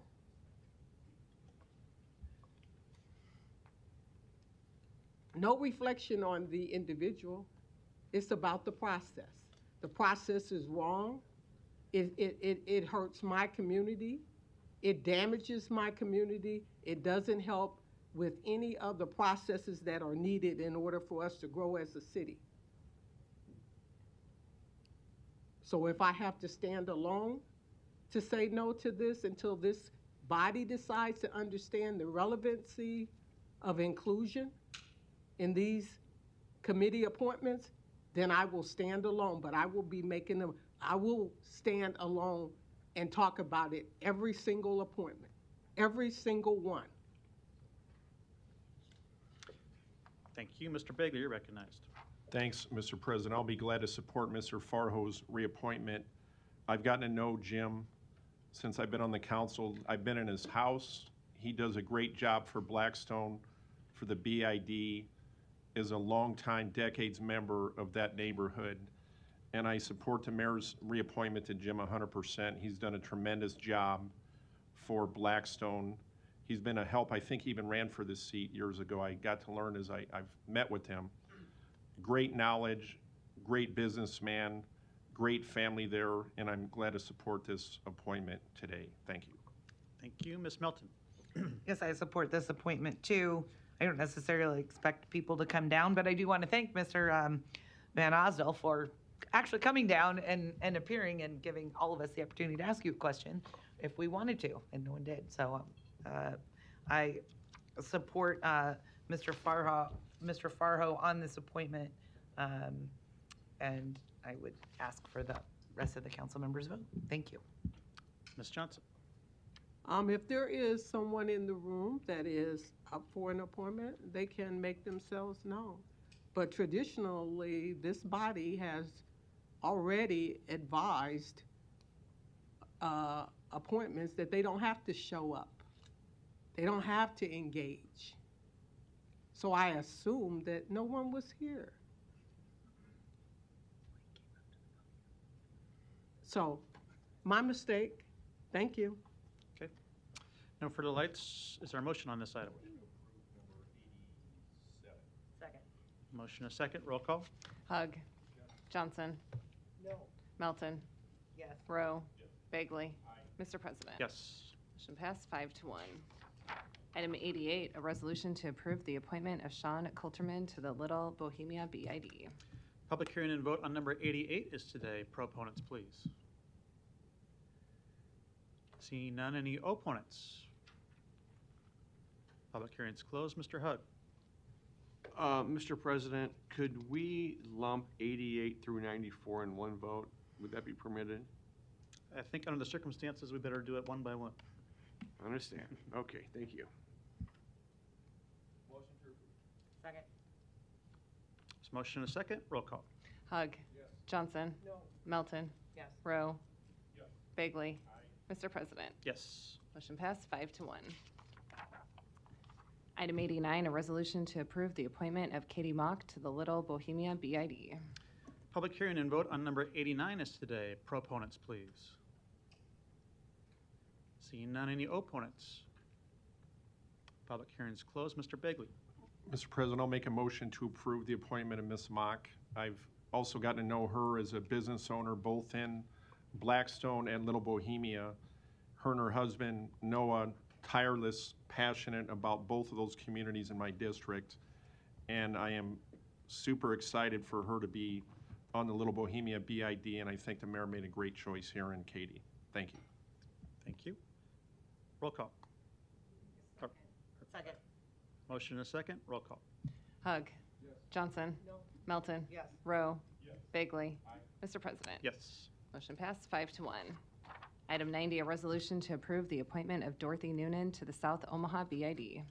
Public hearing and vote on number 90 is today. Proponents, please. Any opponents? Public hearing's closed. Motion and a second to approve. Roll call. Hug. Johnson. No. Melton. Yes. Rowe. Bagley. Mr. President. Yes. Motion passed 5-1. Item 91, a resolution to approve the reappointment of Eric Washkun to the South Omaha BID. Public hearing and vote on number 91 is today. Proponents, please. Seeing none, any opponents? Public hearing's closed. Roll call. Hug. Johnson. No. Melton. Yes. Rowe. Bagley. Mr. President. Yes. Motion passed 5-1.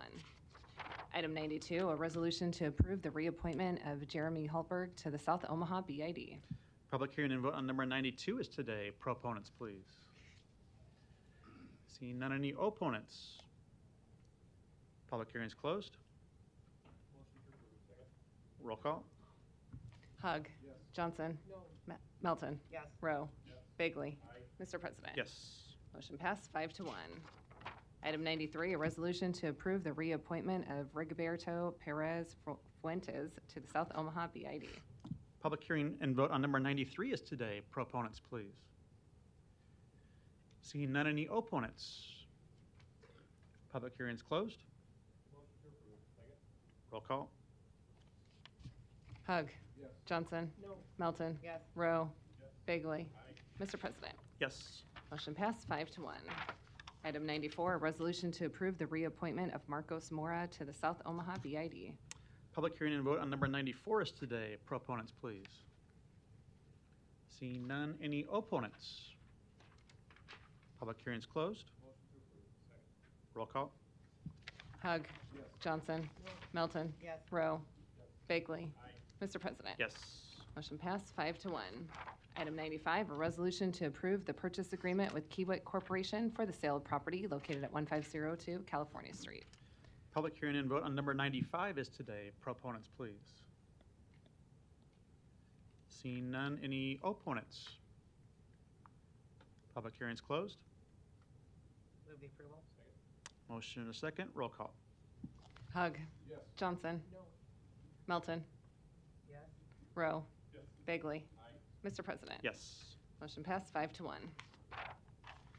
Item 96, resolution to approve the purchase agreement with Kiewit Corporation for the sale of properties located at 1515 California Street and 513 North 16th Street. Public hearing and vote on number 96 is today. Proponents, please. Seeing none, any opponents? Public hearing is closed. Move the approval. Motion is second to approve. Roll call. Hug. Johnson. Melton. Rowe. Bagley. Mr. President. Yes. Motion passed 5-1. Item 97, an ordinance to approve a professional services agreement with Q Free America, Inc. for continued traffic signal controller software support. Public hearing on number 97 is today. Proponents, please. Seeing none, any opponents? Public hearing is closed. Item 98, an ordinance to approve a major amendment to a mixed-use district development agreement for Kensington Park located northwest of 204th and Q Streets to allow auto repair services and general retail sales. Planning Board and Planning Department recommend approval. Public hearing on number 98 is today. Proponents, please. Seeing none, any opponents? Public hearing is closed. Item 99, an ordinance to amend Section 6-105 and 6-127 of the Omaha Municipal Code to increase the annual fee to licensed dogs and cats and to increase the non-domestic animal removal fees. Public hearing on number 99 is today. Proponents, please.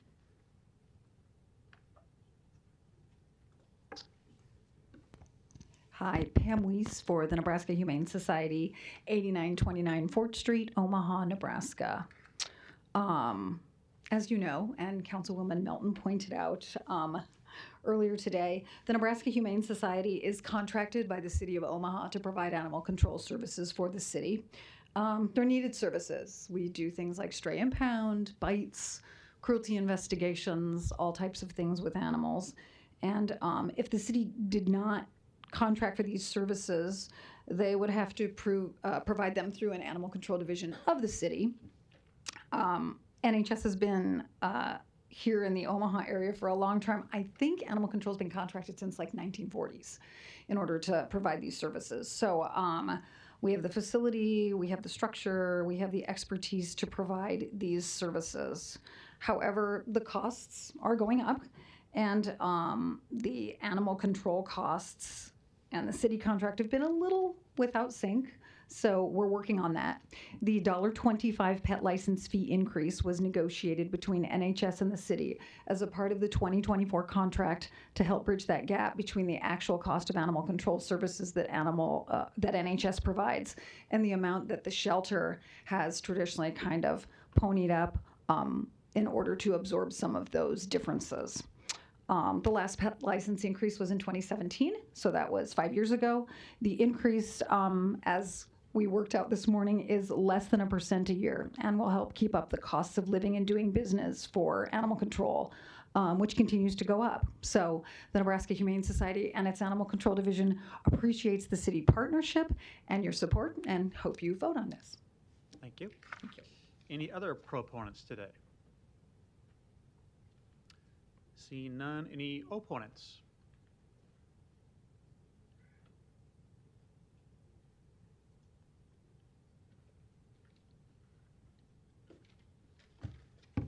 Anthony Cato, 2596 Crown Point, Omaha, Nebraska.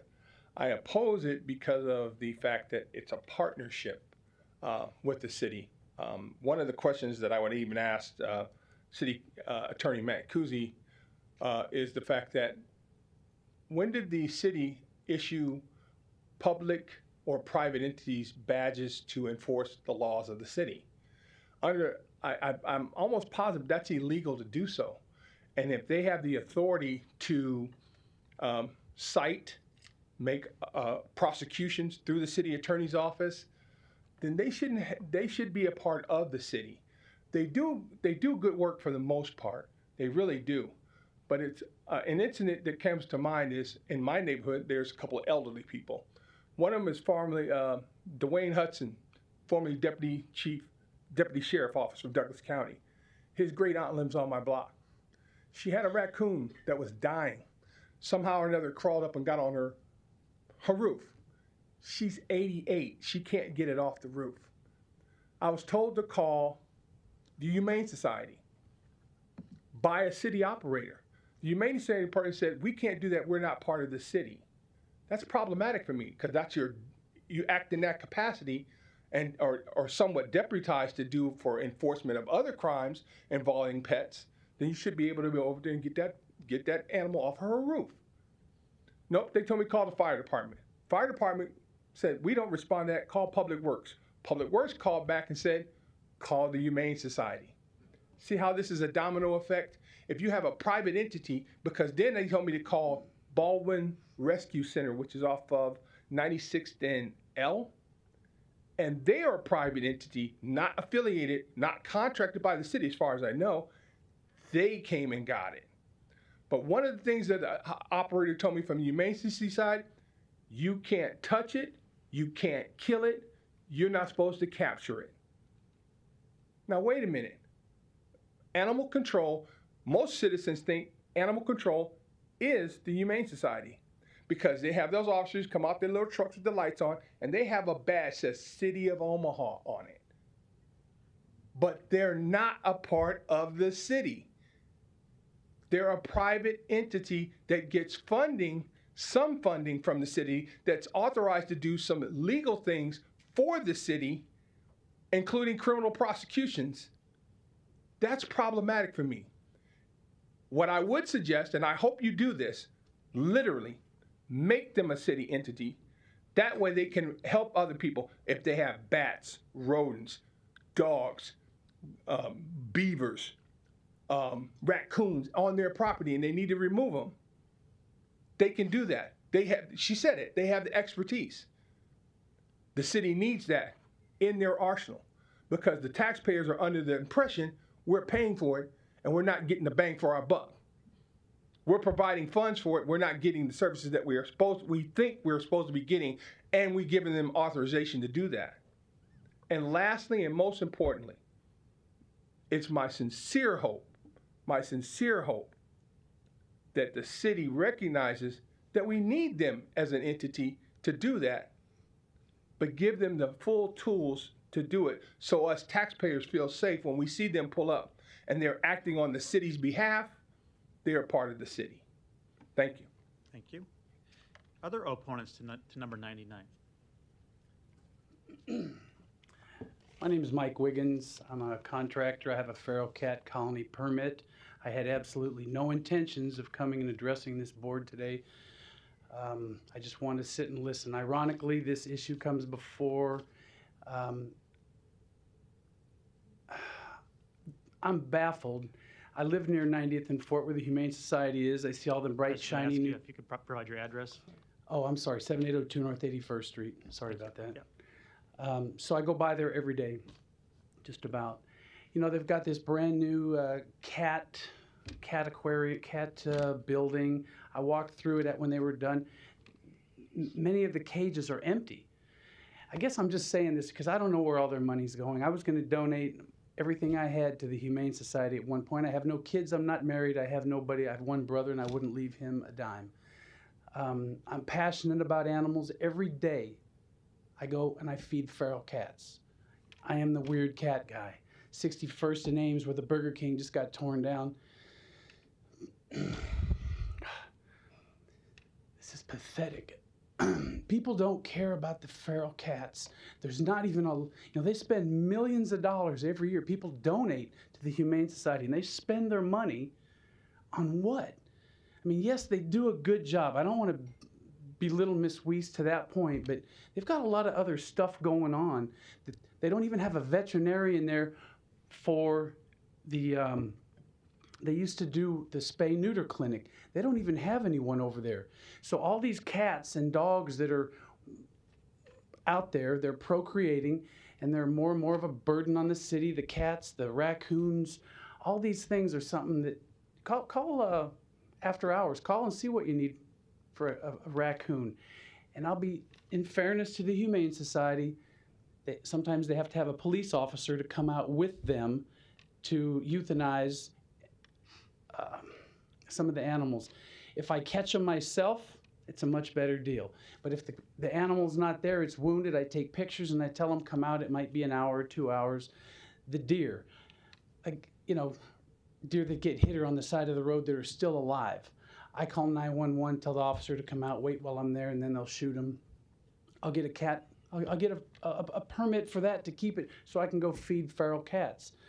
I guess I would just really, I'm just voicing my opinion because I'll never get a chance to say anything to Miss Weiss because she's too busy with everyone else in their stuff. But they get a lot of people that donate money. I know a lady right now, $1.5 million she's going to give the Humane Society, and I want to talk her out of it. So as sad as that seems, communication, I want to, Miss Johnson, communication is the thing here. There's such a disconnect in this board, and not to berate you either, but I wish Dave Fanslow wouldn't have left. Condemned properties. More than you know, I buy properties that are condemned. There's a property that the man's been dead for 13 years. There's people living in that house right now. I walked through that house with Omaha police. They can't do anything because there's no crime going on. I take pictures of the meters, the water meters that are not there. Code enforcement, Chad Smith. He says, Mike, I can't do anything. I can do what we call a postal search. I can knock on the door. If I can't see anything, I can't do anything. 2937 Charles. I would challenge anyone here. There's no running water there. There's people living there. There was an open case when I called and made an issue out of it. Because nobody answered the door, the case is closed. A few days after that, there's an old man who was beaten to the point where police did show up. The night before, 2 guys with guns assaulted another guy in that house. On the outside, it looks good. It looks okay. But on the inside, what's going on there, ask any of the neighbors. Oh, wait, you can't ask the one across the street because he's an old man that went to a home. Immediately after that, his house was broken into by homeless people living there. When the family finally figured out what was going on, they called the police and threw him out. The homeless people came back and burned the house down. So now, again, 30th and Charles, drive by, there's a big yellow placard on it. Nobody, I don't want to say nobody cares, but all these little things that just keep adding up to, let somebody else deal with it. I don't have time, or my hands are tied. Anyway. Thank you. Any other opponents to number 99?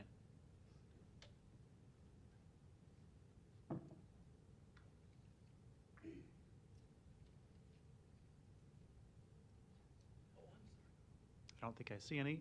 Public hearing's closed. Next item, please. I'm sorry, Mr. Hugg, your light's on. Thank you, Mr. President. I just want to follow up on what was discussed at pre-council today. And it was figured, no, you stay there. I'm just kind of putting this on the record. That there hasn't been an increase since 2017. And the amount of the increase factors out to roughly 4%. So it's a 4% increase over 6 years. So I just wanted to get that out there. So that's all I had. Thank you. Thank you. Sir, in the front row there, were you here to address this item? I am here for 104. Okay, thank you. We did already do 104 though, but we'll come back to you here in a second. I don't see any further lights on this item. Madam Clerk, next item. Item 100, an ordinance to approve an agreement with IO Solutions for Police and Fire Department entry-level and promotional testing. Public hearing on number 100 is today. Proponents, please. Good evening now. My name is Becky Nunley, Employment Manager for City HR, here to answer any questions that you may have. Thank you. Any other proponents on number 100? Seeing none, any opponents? Public hearing is closed. One public hearing can be held for items 101 and 102 for universal services agreements with Equifax Workforce Solutions LLC. Item 101, an ordinance to approve an agreement to assist in compliance in the Immigration Reform and Control Act of 1986. Item 102, an ordinance to approve an agreement to assist with unemployment cost control services. Public hearings on items 101 and 102 are today. Proponents, please. Good evening, Bree Robbins, Labor Relations Director, here to answer any questions on 101 and 102 if you have any. Thank you. Any other proponents? Seeing none, any opponents? Public hearings are closed. Item 103, an ordinance to amend ordinance 43592 to transfer $7,635,218 in the 2024 budget from the wage adjustment account to the City Police Department. Public hearing on 103 is today. Proponents, please. Seeing none, any opponents? Public hearing is closed. Non-action items, items 105 through 123 do not require public hearing or city council consideration at this meeting, but will be placed on a future agenda for public hearing and or vote. The reason for non-action is noted after the item on the agenda, as well as the date the item is expected to appear on the agenda for consideration. Is there a motion to adjourn? Motion to adjourn. Motion and a second. Roll call. Hug. Hug. You already occurred? 104. I'll get you in a minute. It was already done. Oh, it's already. Yeah. Johnson. Yes. Melton. Yes. Rowe. Bagley. Mr. President. Yes. Motion passed 6-0. Meeting is adjourned at 5:50. Thank you. Happy holidays.